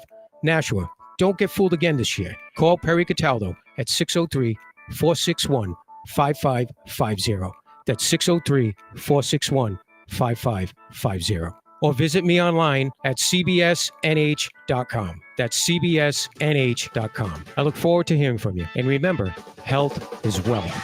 Continuing the legacy started in 1904, Roger Pellerin of Gate City Monument Incorporated continues to provide the same high-quality monument, custom headstone, and stoneworking craftsmanship today that they built their reputation on over 100 years ago, servicing Nashua, New Hampshire, as well as nearby areas in Massachusetts, such as Lowell, Billerica, Chelmsford, and beyond. From creating custom monuments to memorialize, to landscaping and granite work or restorative services, each job is done to your satisfaction and is backed by decades of experience and integrity. If you're thinking about stonework, think Roger Pellerin of Gate City Monument. Visit online at gatecitymonument.com. Stop by and meet Roger at 321 West Hollis Street in Nashua, or call 603-883-7141. That's 603-883-7141. Gate City Monument, memorials of distinction for people who care.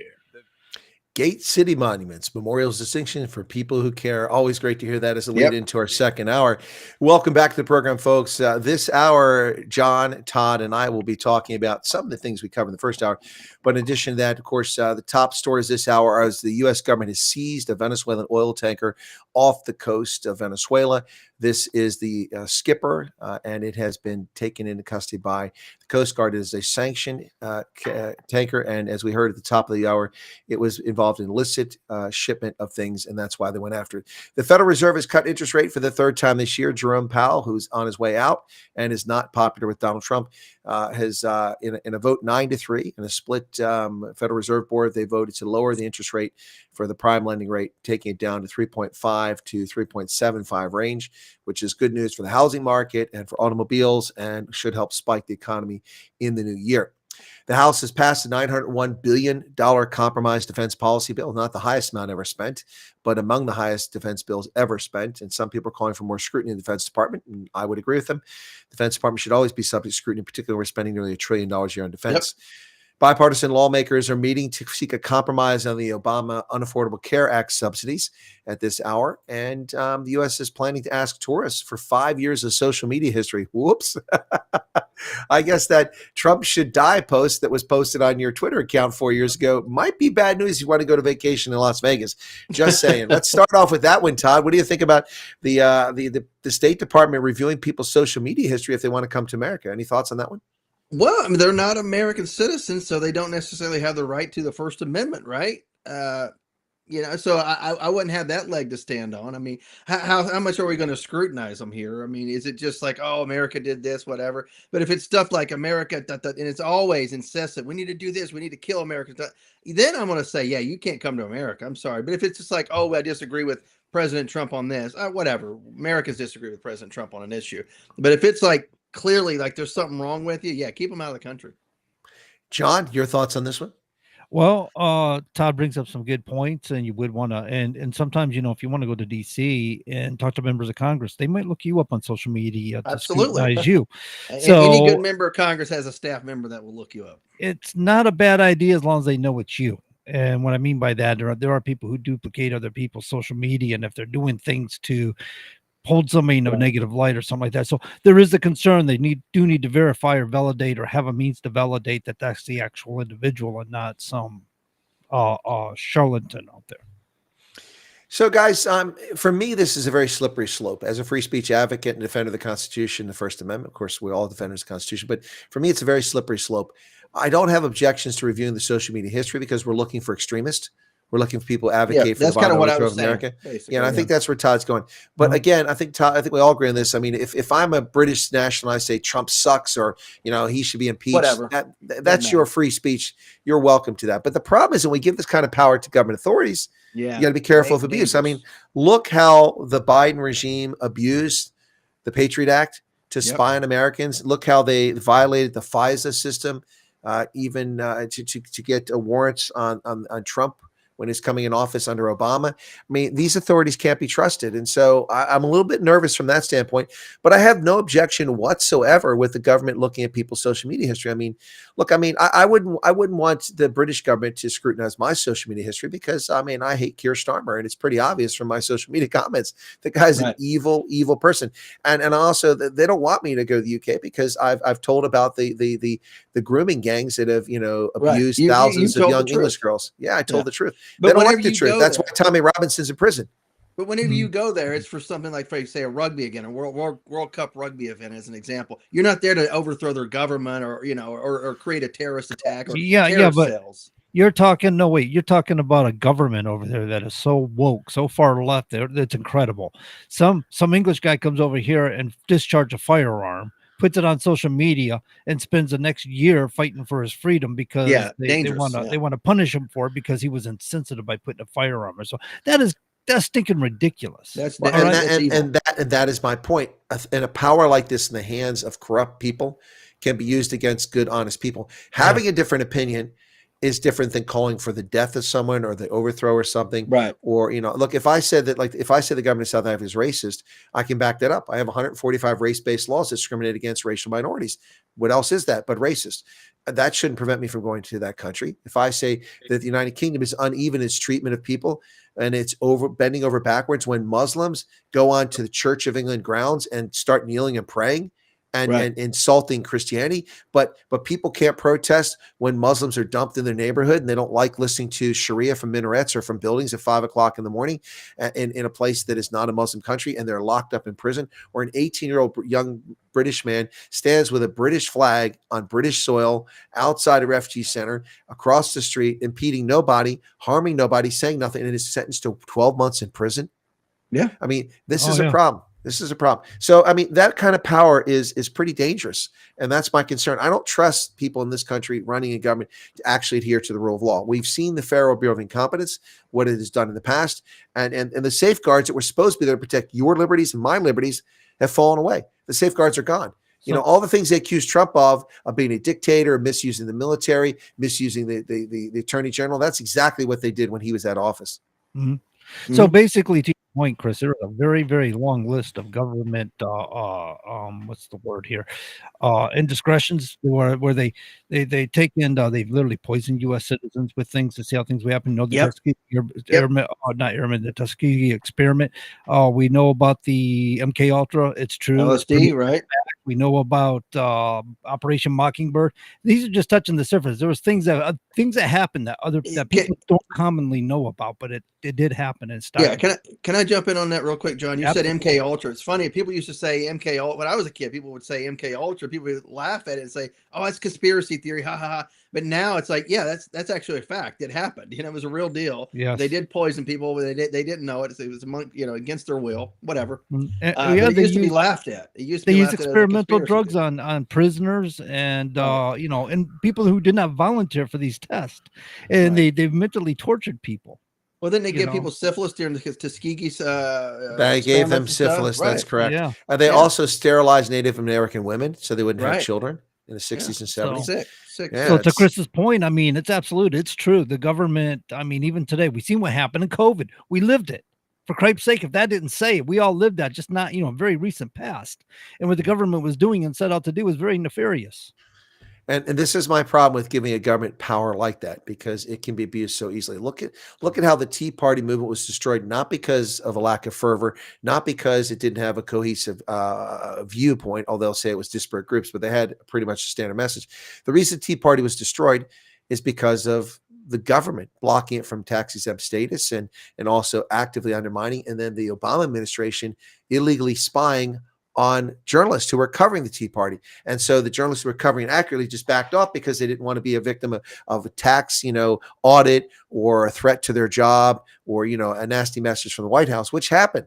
And the Obama administration was one of the most corrupt administrations in the history of this country, even more corrupt than the Ulysses Grant second term until Joe Biden. That is the most corrupt organization in history. The administration, Jimmy Carter, wasn't corrupt. They were just inept.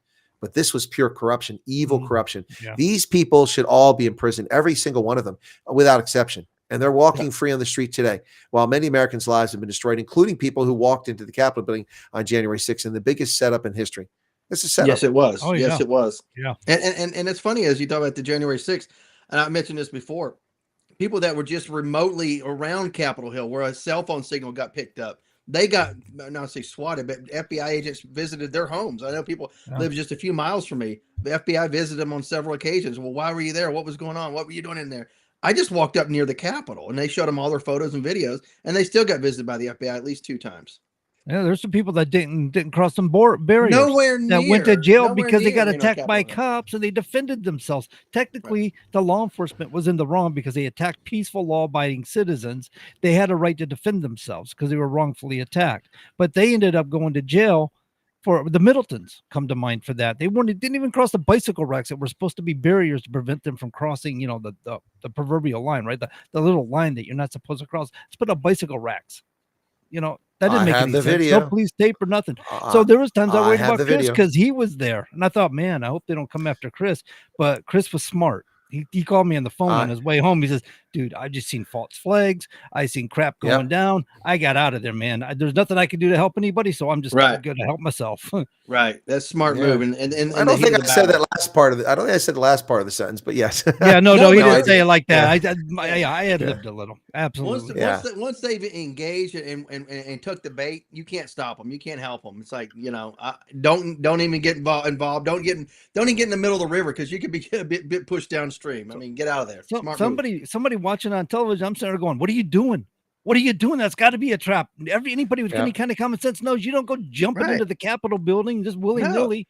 I don't care. Watching the videos from the inside of those guys retreating and leaving the doors just The unguarded and open. problem, guys, is crowd dynamics, and the people responsible for security at the Capitol building, Nancy Pelosi and the Capitol Police, know crowd dynamics, and they knew this is what they wanted. They create a situation that would lead to this by people being excited and being overexcited, and then they blame Trump for it. It's nonsense. One of our viewers from South Africa has said Muslims are disrupting Christmas celebrations all over the world. What's so wrong about that is that these are not real Muslims, because the Quran, the most holy document for the faith, emphasizes that Jesus, while they don't see him as a son of God, he's a prophet representing God, and he's unique in creation. They also believe he was born of a virgin and a messenger from God. So why in the world would true Muslims interfere with the celebration of the birth of Christ? They're not real Muslims. They're fanatics. They are fanatics that hate Christians. And she's right about that. Jihadist Muslims, they want to promote Islam throughout the globe and take over the globe with Islam, and that's what we're having a problem with. We're seeing that here in the United States. We've seen that in England. We've seen that in various countries, Germany, all throughout Europe,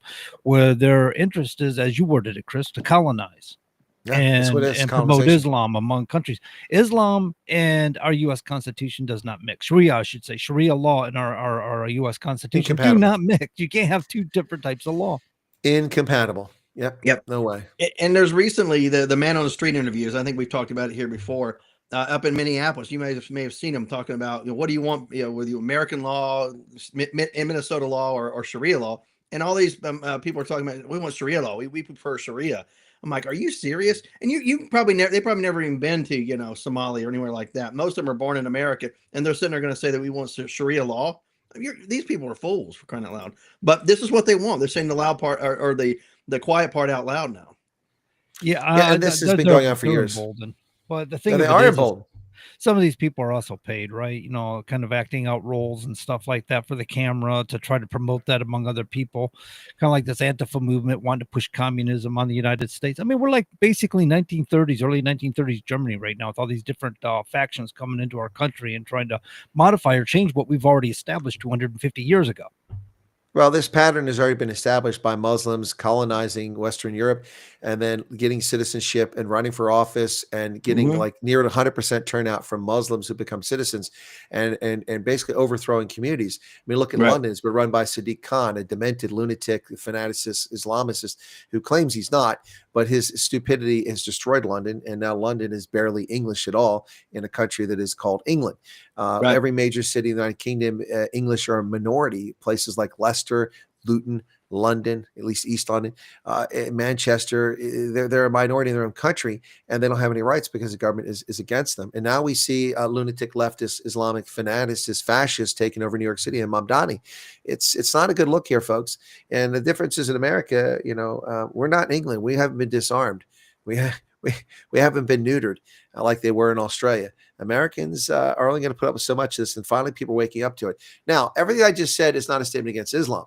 Islam is a noble faith. People are welcome to practice Islam, but you're not welcome to bring perverted cultural ideals from your broken countries to this country and demand that we adhere to it. But the model is there. Look at the Tory party, which is supposedly a conservative party. Look at all the people from Africa and from the Middle East and who are Muslim, who are now in key positions in the British government. They even had an Indian prime minister. I know he's born in the UK, but the point is his parents weren't. So, and people are going to say, well, that's because it's a country of immigration. No, it's not. The point here is that this is a clear pattern, and it's happening here. Ilhan Omar and Rashida Tlaib. The list goes on and on. These people who either immigrated here or are the offspring of people we let in our country, and they're stabbing us in the back, hating America, preaching hatred and despicable behavior. And frankly, people need to pay attention to this. They really do. Or coming in here and starting a 501c3 organization that they were taught to do so by the Democrat Party, and keeping millions of dollars to enrich their own lives instead of affording it for what it is designated for, like feeding homeless people or hungry children or whatever it was. And we just seen that break wide open here recently. Yeah, well, for any wealthy people in the crowd, folks, if there's any wealthy people in the crowd, it has debuted today, the U.S. government's official site, trumpcard.gov. The gold card is out. The Trump administration debuted a website today that opens up applications for the gold card, an expedited visa that the federal government plans to provide to people who pay at least $1 million. To apply for the card, people have to pay a non-refundable $15,000 processing fee. Ouch. After applicants are vetted and approved by the Department of Homeland Security, they will have to pay $1 million to receive U.S. residency in record time. A $1 million gift upon completion of the individual's vetting is evidence that the individual will substantially benefit the United States. The individual may also need to pay small additional fees to the U.S. Department of State. But I mean, after you paid $1 million, what's another $10,000 or $12,000? Right. Yeah. If you're especially trying to get out of a country that's going down quickly, come here. We're going down slower. So, and then he's got the corporate edition, doesn't he? Yes, that's what I was getting at. The corporate gold card, you can sponsor employees. Firms pay $15,000 processing fee and $2 million for each employee approved for the card. Now that's going to be big for the tech industry, but the new program has been in the works for months. After previewing the gold card earlier this year, Trump signed executive order in September that officially created the program. He's framed it as a way for government to raise billions of dollars and prioritize the mission of immigrants who would affirmatively benefit the nation, including successful entrepreneurs, investors, businessmen, and women. I'm not really sure how women come into play there, but I'll take his word for it. But the platinum card is coming soon. Right now the plan is $5 million, but there's no guarantee it's going to stay at $5 million. It might be jacked up a little bit more. But the gold card is, you can go to the website and it's a picture of the Rocky Mountains, it looks like, with the clouds moving in the background, and everything's got kind of a gold twilight tinge to it. I'm okay with this, by the way. I'm okay with it. All right. Wayne Campbell, because he's rushing to get his today. If you wanted to come here and you wanted to truly be a part of this country, if you can pay and afford to pay for yourself while you're here, by all means, come and benefit this nation. By all means. Well, the plan. I think that's the payout. I take a little bit of exception with the idea. It's almost like selling the country. You know what I mean by having to pay. We have to pay to process. I know it's fast laning, but it's not citizenship. Right. So when you talk about selling the country, John, it's not citizenship, it's just residency. And taxpayers have to already pay to investigate these people anyway. So basically they're helping us with those fees. I think so in a lot of ways. Yeah. So I guess, fast laning is, like the going to Disney World, and you get to pay an extra fee. So you have to go ahead of the line, right? He equates it to Disney. I love it. See, hey, John, the corporate mindset. I mean, come on. We hired a businessman to run the country.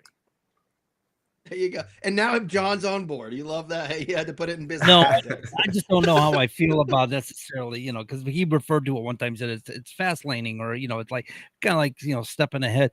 But, just the same, you're right. As far as getting people of a better mindset, people that understand business or can help grow this economy. And that's what this country needs. We've talked about this in the past. I think, Chris, you might have been gone when we were talking about it, but we're $38 trillion into debt. We're on a fast track to collapsing our own country. we're dying as a nation this way. If we don't get a turnaround and get where we can manage this debt crisis and get ourselves where we're paying off our debt, get on the right side of it, we're going to keep inflating the dollar. People are going to, homelessness is projected to increase, not decrease in the future if we don't get a turnaround on this. There's a lot of things that this is going to benefit our country from. Well, there's a number of things that need to be done. Number one, this quantitative easing nonsense is over, but the amount of money in circulation needs to be reduced to make the dollar worth more. And that's a policy that should take place as debt is paid off to the Federal Reserve for the money they loan to the government. As that's paid off, that money should be taken out of circulation, just wiped out. And that will reduce the amount of the money supply, M3 money supply, which will mean that we actually, or is it the M1, I think it's backwards, the M1, whatever, but the money supply, that will reduce the amount of money that's out there on the table and make the currency worth more. We need to address the debt. Trump claims that the tariff money is going to help address the debt. I don't think it's going to make a major dent, but anything is productive. But the $20 trillion of investment that Trump has managed to secure for America in just 10 months, imagine what he's going to do after 4 years of investment in this country. But $20 trillion investment in factories and upgrading and building factories and creating jobs is going to have an exponential payoff for this country down the road, especially as we keep high-tech jobs here, automotive jobs here, which are high-paying jobs and require skills. That is going to make a major difference in this. The unemployment rate, they're projecting will go to 4.4% next year from 4.1% this year. I don't know how true that's going to be. I don't think we're going to see short-term pain. They're talking about now that the Fed has lowered the rate again, the third time, that will have a massive impact on the housing market and also on car sales. If they can lower it one more time to a reasonable rate, that's, and I'm speaking against my own interest here. I have money in savings accounts and, and bonds and bills, and I'm going to make less money off that. But you know what? I'd much rather see the country get healthy than me get wealthy. Wait a second. Don't I want to get wealthy? Yeah, but the wealth you have, if the country gets better, inflation will eventually go down. I think you were going with that. So yep, that's it. The stronger the country, the better the long-term prospects for investors. And I'm an investor. Yep. So if the country is on a sound financial footing and we're producing things and exporting them and we're getting a fair deal abroad and we're treating people from abroad fairly, then you'll have consumer choice. I can buy what I want. If I want to buy a Mercedes made in Germany, I can do that. And if I want to buy a Chrysler made in Detroit, I can do that. And I can afford it because the tariffs aren't there as we lower the tariffs after we reach reciprocity and fairness. So it'll be a win-win for consumers. It's a win-win for U.S. manufacturing and for the U.S. economy.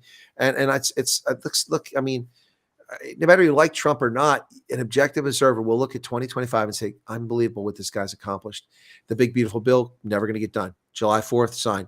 The United States now poised for an epic 250th anniversary, by a sesquibicentennial. I don't know what you call this because it's 250. Sesquicentennial or whatever. Semi-quincentennial.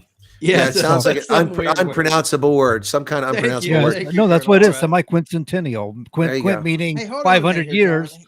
Oh, so it's half of 500. Colonel went to college. He knows words. All right. I went to lots of colleges. I'm usually the guy lost in words. Let me help the man out. I'm kidding. All right. All I know is I got my 250 caps, and my ball caps for 250 already. But no, we're going into the 250th anniversary. We got a FIFA World Cup coming here. By the way, they're all pissed off that Trump got the Peace Prize from FIFA. I love it. Trump gets the inaugural Peace Prize. He doesn't get the Nobel Peace Prize. But Trump's peace deals are falling apart. In which I expected. I said the one in the Congo probably won't stand. They're already attacking each other. And also the one in in Thailand, they also started some nonsense too. But I mean, I don't think that's a measure of Trump's effectiveness. The measure of Trump's effectiveness, he got him to the table and to talk and to reach a deal. Whether they break or not, we don't have a force of 500,000 troops in these countries ensuring Gaza is still pretty quiet. He negotiated that one, Trump did make some bold claims when he was running for office. One of them, which he was going to put an end to the Russia-Ukraine conflict in one day. That one kind of blew up on him. He's made a great effort. You got to give him an A for effort. Absolutely, he's got some concessions. Or the thing about it is, you can't go to highly volatile areas and expect these people to just say, "Oh yeah, you're right. We're in the wrong. Let's just make nice now." It's just not going to happen. Like you brought up the Congo. A lot of places in Africa have been very volatile, and you're not going to change these people's minds. Well, you're not going to change it overnight, even with a peace deal. I mean, that's a conflict that's 30 years old in the Congo. And in Ukraine, the bottom line with this one is that you're dealing with two dishonest actors, Volodymyr Zelensky, the grifter in chief, and Vladimir Putin, the fascist in chief. Neither one of them is an honest actor. The only way you can get an end to this war is for somebody to go in with a special forces team or Spetsnaz team and take both of them out, or kidnap them and drop them in Antarctica. Or better yet, you go to Svalbard. They have a seed place up there where they got seed storage to save all the plants around the world, and you can just stick them in that seed, and put them down there in get cryogenic storage and save them for the future when they can give them a lobotomy that teach them to behave like adults. But Trump, it was silly. I could end this in day one. Nobody believed that, but the Democrats tried to paint him with that. I never believed it. And I thought that was the most intractable of the conflicts, because Russia's not going to give up Crimea. They're not going to give up the Donbass. And we find out, as I suspected all along, that Zelensky and his criminals have been filtering and pilfering billions of dollars in our systems. Oh, absolutely. And there's not enough Ukrainian men and not enough Ukrainian men and women that they can have killed on their behalf so they can live the high life. It's really sick, quite twisted. Yeah, absolutely. And here's the thing: after it's all said and done, I bet Volodymyr Zelensky is going to flee his country at some point with billions of dollars in tow, going somewhere. I don't know where. He was recently talking about open up elections again, so maybe he's willing to do just that. Open it up, let somebody else take care of the mess, and he needs to have elections and open up that country, make a deal, and hope that people don't realize, hey, you fleeced the heck out of us. Now we're going to come after you, and the courts should deal with you. He'll probably flee the country at some point. Well, doesn't he own land or property here in the United States? Something about property in Florida or something? No, do not let him in this country. No, I have not. I have not like seen the Shah of Iran. We didn't let him in. We let him in for cancer surgery. That was it, right? Right. I have not yet seen any proof or evidence that he owns property here in the United States, but I've seen a lot of talk about it. So we'll leave that at that, I guess. Well, someone probably owns something that he could try to use, but you're not going to sneak in our country and hide out here. I'm sorry. You can do so in jail. Not right, yeah. Yeah, we got plenty of jail seats for people. Did Noriega find himself there? He did. Yes, he did. These people want to talk about Trump, and we remember that we were talking about that last week, Chris. About I said unprecedented. You said no, but Noriega is a good example of that. Then we kind of like just go snatch him up and say, no, you're coming with us for the same. But Noriega had the same accusation. Noriega had criminal charges. Yeah, he held it. He was in the Rome or the Vatican embassy trying to hide out there, and we blasted all sorts of music like Panama and Van Halen and all that stuff. Remember? Yes, I remember. Cause. Yeah, and that was a well-named Operation Just Cause. Yeah, absolutely. Phoenix says he can go to Europe. I don't think. Yeah, a friend of mine, not a friend of mine, but he was a cadre during at SFAS. And in his office there in the CHU, and he had a picture of him on the C-130 right beside Manuel Noriega. He's like, yep, I rode with him all the way back to the U.S., by the way. I'm like, that's cool. Anyway. Didn't blink all the way, did he? But no, he was one of the guys who put the cuffs on him and walked him out. He's like, I flew with him back to the U.S. He's like, plus I got a flight back to the States quicker anyway. Yeah, he got home a lot quicker than we would have otherwise. A lot quicker back to Fort Bragg. Folks, you're listening to the Common Sense Conservatives on WSMN 1590 on the AM dial, 95.3 on the FM dial, serving the greater Merrimack Valley in New Hampshire and points beyond from a terrestrial broadcast. And you can catch us on the internet, on Facebook, on YouTube, and other places around. I think that's the main coverage of it. But every Wednesday night from 7 to 9 p.m., the Common Sense Conservatives with my co-host Todd McKinley out of East Tennessee and John Grosvenor up there in our studio in Nashua, New Hampshire, broadcasting around the world with a global audience. And we appreciate you joining us. That's pretty impressive for a little AM station there in New Hampshire. The whole world listening to us. That's kind of cool. It is kind of cool. But we're talking about what's that? That's the power of the internet. It is. There's also there's good and there's bad in the internet, but this is the good part. You get to listen to Common Sense Conservatives and hear our views. Of course, we bring different perspectives to this. Todd and I both served in the U.S. Army and served for many, many years. Between the two of us, we have well over half a century of uniform service. John has been in the trucking industry for decades, and all of us bring our own perspective. But each of us is a diehard rock rib conservative, believes in small government and the liberties that are guaranteed under our Bill of Rights, which is apparently a problem for many people in our country. But you know what? We are in the ascendancy and they are not. And when we're not in the ascendancy, we still speak our minds. Don't we, John? That's right. Oh, yeah. But as you were saying that, I was thinking about Rand Paul. I've seen a lot of people attacking Rand Paul lately. And I've always thought Rand Paul was stand up, knows his business in and out, and has done an excellent job as, I guess he's a little bit more libertarian leaning than he is. He's still conservative. Yeah, the problem with Rand Paul is he's espoused a lot of libertarian views, which go a little too far for some conservatives and certainly for a lot of Republicans. And I'm saying I have a problem with that. I'm saying that's the problem from the standpoint of people taking issue. Also, he has been a vote against, reopening the government for a while there, and then that kind of torqued a few people off.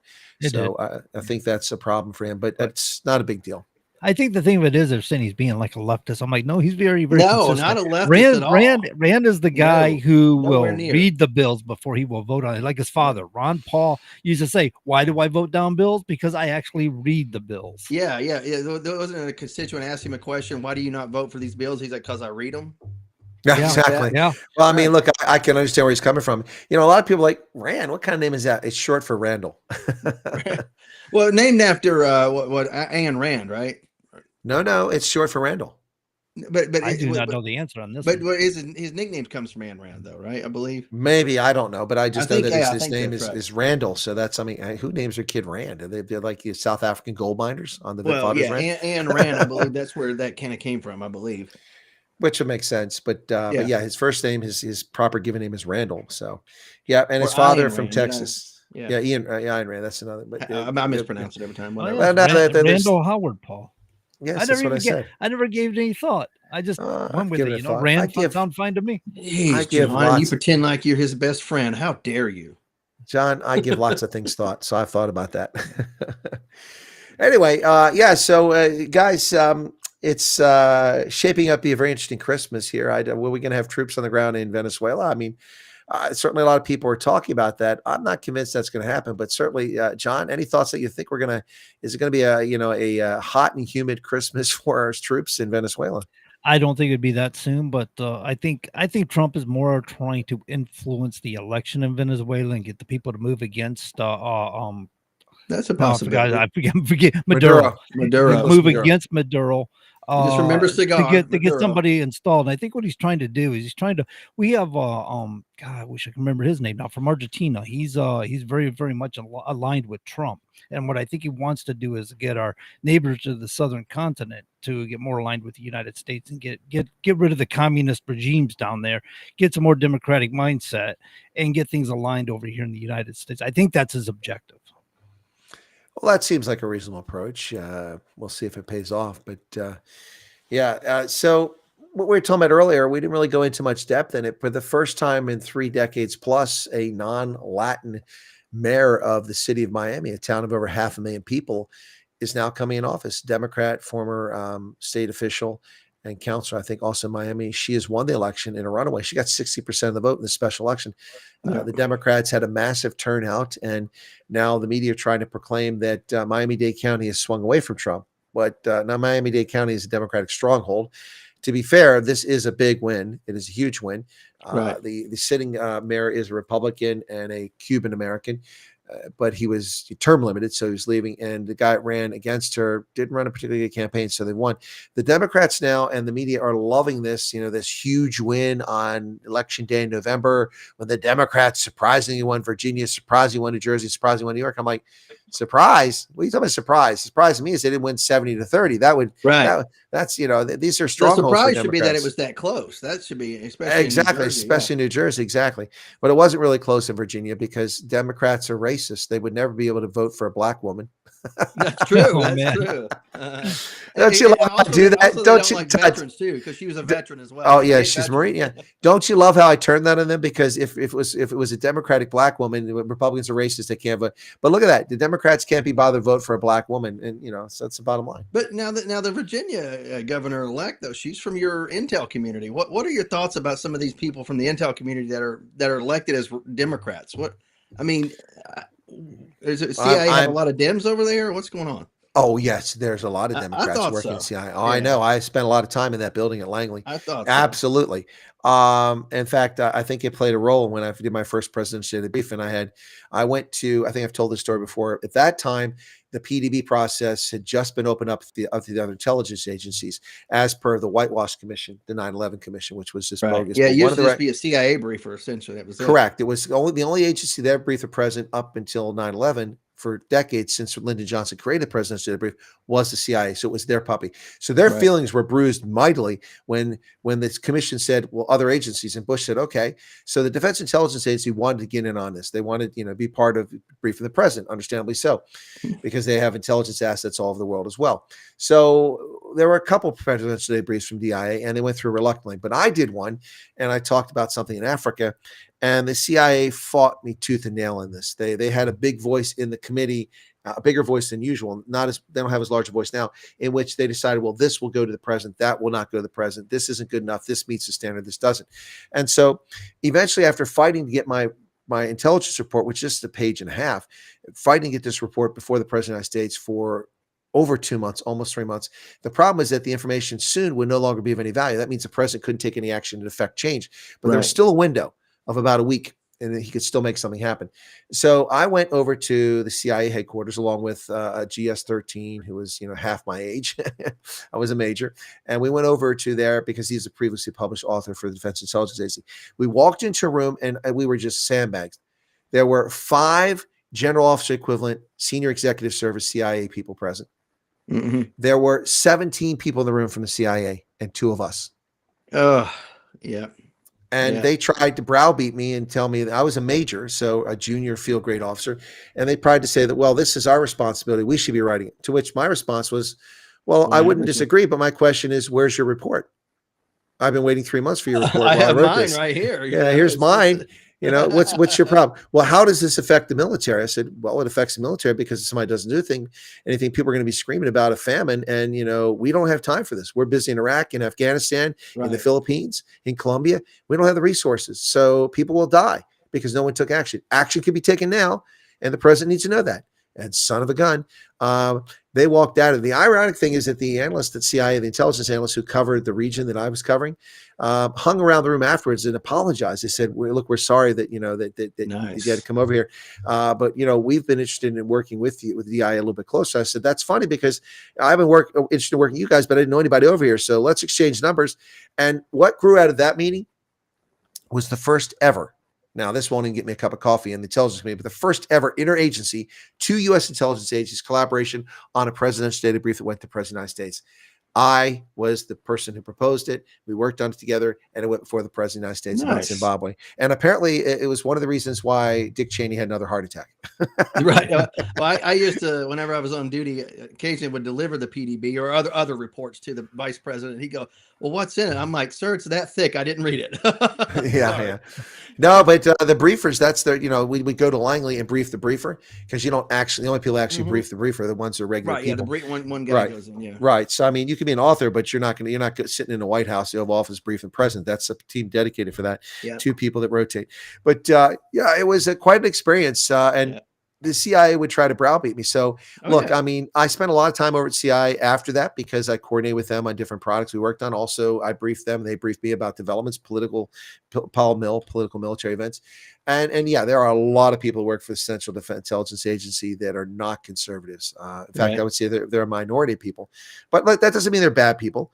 But your question was, what about these Democrats who work in the intelligence community? Right. Well, those who are running for office, whether Democrats or Republicans, most of them to me are just self-aggrandizing. Very few of these people are doing it because they're true patriots. That doesn't mean they're not patriots, but what I'm saying is they're not doing it because they are patriots.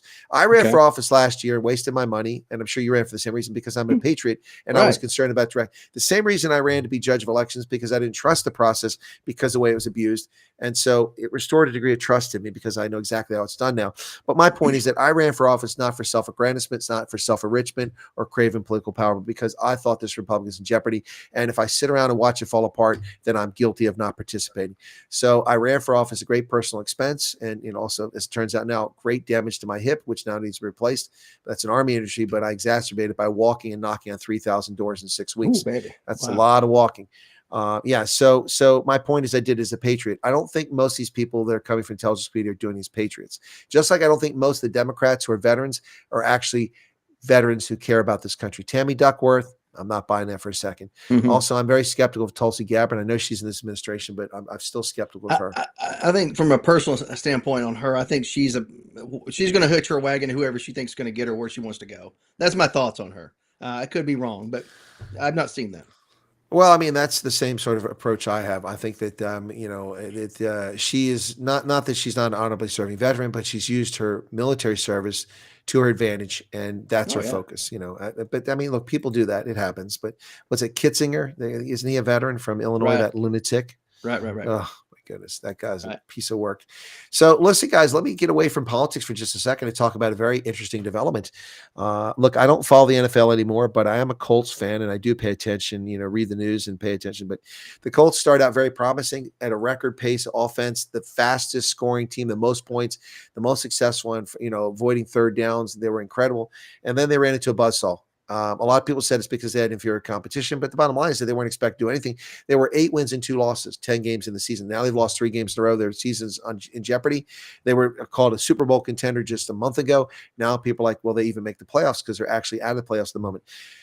Daniel Jones, the former New York Giants quarterback, everyone said was washed out, had been brilliant through the first 10 games. But we found out that he had a fracture, and now he's out because he has a torn Achilles. The season's over. So that would explain why his performance has been reduced the past few games. Now, their backup quarterback, rookie Justin Leonard, has got a knee problem, and he may not be able to play. Their big wasted draft pick on Anthony Richardson has an orbital bone fracture, and he's out for the season. So what do? The Colts have turned to 44-year-old grandfather. Yeah, he's a grandfather. Phillip Rivers, who had 1 season with the Colts. And the reason he played for the Colts that year is because Shane Steichen had come over to the Colts. And that he's been in touch with him. He was his quarterback coach when he was at San Diego Chargers for 17 seasons. I remember seeing him play down there. 44-year-old Phillip Rivers, who hasn't played football in the NFL in 5 years, who was a high school football coach coaching his son's team, but running the exact same offense that the Colts were running this season. And he's been calling Steichen throughout the season to touch base with him about, ideas. So he knows the offense. Does he have the physical ability is a question. He looks like a fit guy. He's a father of 10, so we know he's got some stamina. In more ways than one. But in more ways than one, without getting graphic. I love it. But Phillip Rivers has been signed to a contract on the practice squad. He had a 15-minute press conference. The guy's full of energy. He's brought life back. Suddenly, the Colts have gone from being, an also-ran to many people around the country. It's their darling.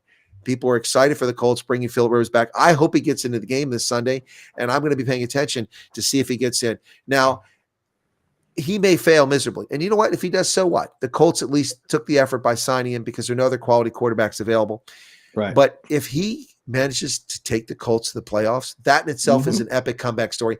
If they advance to the playoffs, that's an unbelievable comeback story. If the Colts, gosh forbid, win the Super Bowl, this will be the most amazing NFL story in the past 20 years if that happens. I don't think it's going to happen, but wouldn't that be something else? But you got to think, you're not asking him to take the team from week 1 all the way through week 16. You're saying, hey, get us from here to the end of the season. That's basically what you're asking. He may have enough in the tank to be able to do that, especially if you protect him. He may have enough left to do that.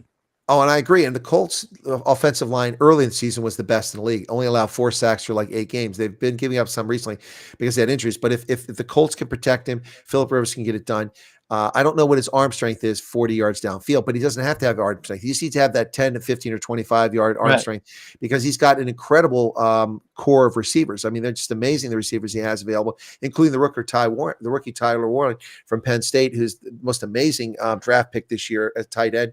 And then he's got Alec Pierce, who's a hell of a pickup from Cincinnati a few years ago. And he's also got Michael Pittman Jr. They've got an incredible receiving core for the Colts. And so now one of the viewers said they feel sorry for his wife having 10 children. I don't, I mean, there's a time proven aspect of this. If you don't want to have more kids, sorry, honey, I've got a headache tonight. If she didn't have a headache, that's her fault, not mine. Right. Well, it kind of reminds me of I don't know if you remember baseball, Ty Cobb, who was a 366 lifetime batting average. And he was asked in his old age, this was probably just a few years before he died. He's like, if you were playing today, how well do you think you would fare? He died at 74. And he goes, I'd probably hit about 275. He go, why so low? He's like, I'm 70 years old. He's like, that's why I would, So this guy may have enough in the tank. Who knows? Well, I mean, didn't George Blanda play as a kicker and a backup quarterback into his 50s? He did. Yeah. Very old. Yeah. And that was a different era when people didn't pass too much. And that's why I was able to do it. But whenever they were smash mouthing back in the day, hitting each other on a reg, right? And the helmets weren't nearly as advanced as they are today. No, but I mean, Go ahead, John. Oh, I was just gonna say, I think Brady went up into his 40s, and he held did. pretty strong till the end. So Well, yeah, but he didn't have a break in service, and this is the Right. question. And that plus comes into play here. Brady's daily training regimen was just unbelievable to keep his body just to a standard where he could be on the field. I mean, Hey, I was just aligning unbelievable. this with you guys, and I was thinking maybe this guy could really pull it off if he's been Oh, I think training he can. before coming I think into he this can. game. If he's been I trained, think he and can he do might it. have been keeping up with his training as far as physical exercise and stuff.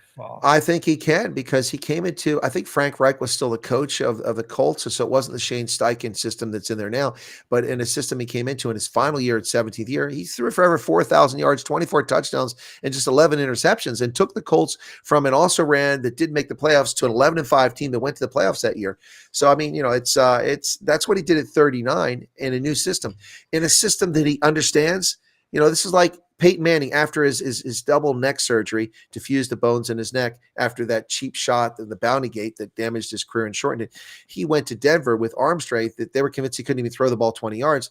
And while his arm strength wasn't what it was when he was with the Colts, he was better as a quarterback with the Denver Broncos in those seasons, Right. Over 50 touchdowns a couple of times, 55 Yeah. touchdowns one Two season. Super Bowls, Two Super one Bowls, victory. and almost, well, and in the other one they should have won, but the Right. defense of the I Broncos was agree. terrible that year. But the first snap of the game was over his head, they were destined to lose that.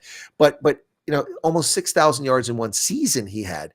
And after he'd had his neck fused in two vertebrae in two places. Imagine if he had been with the Denver Broncos at that altitude in his prime before an injury instead of at the Colts. He probably would have thrown for Right. 7,500 yards.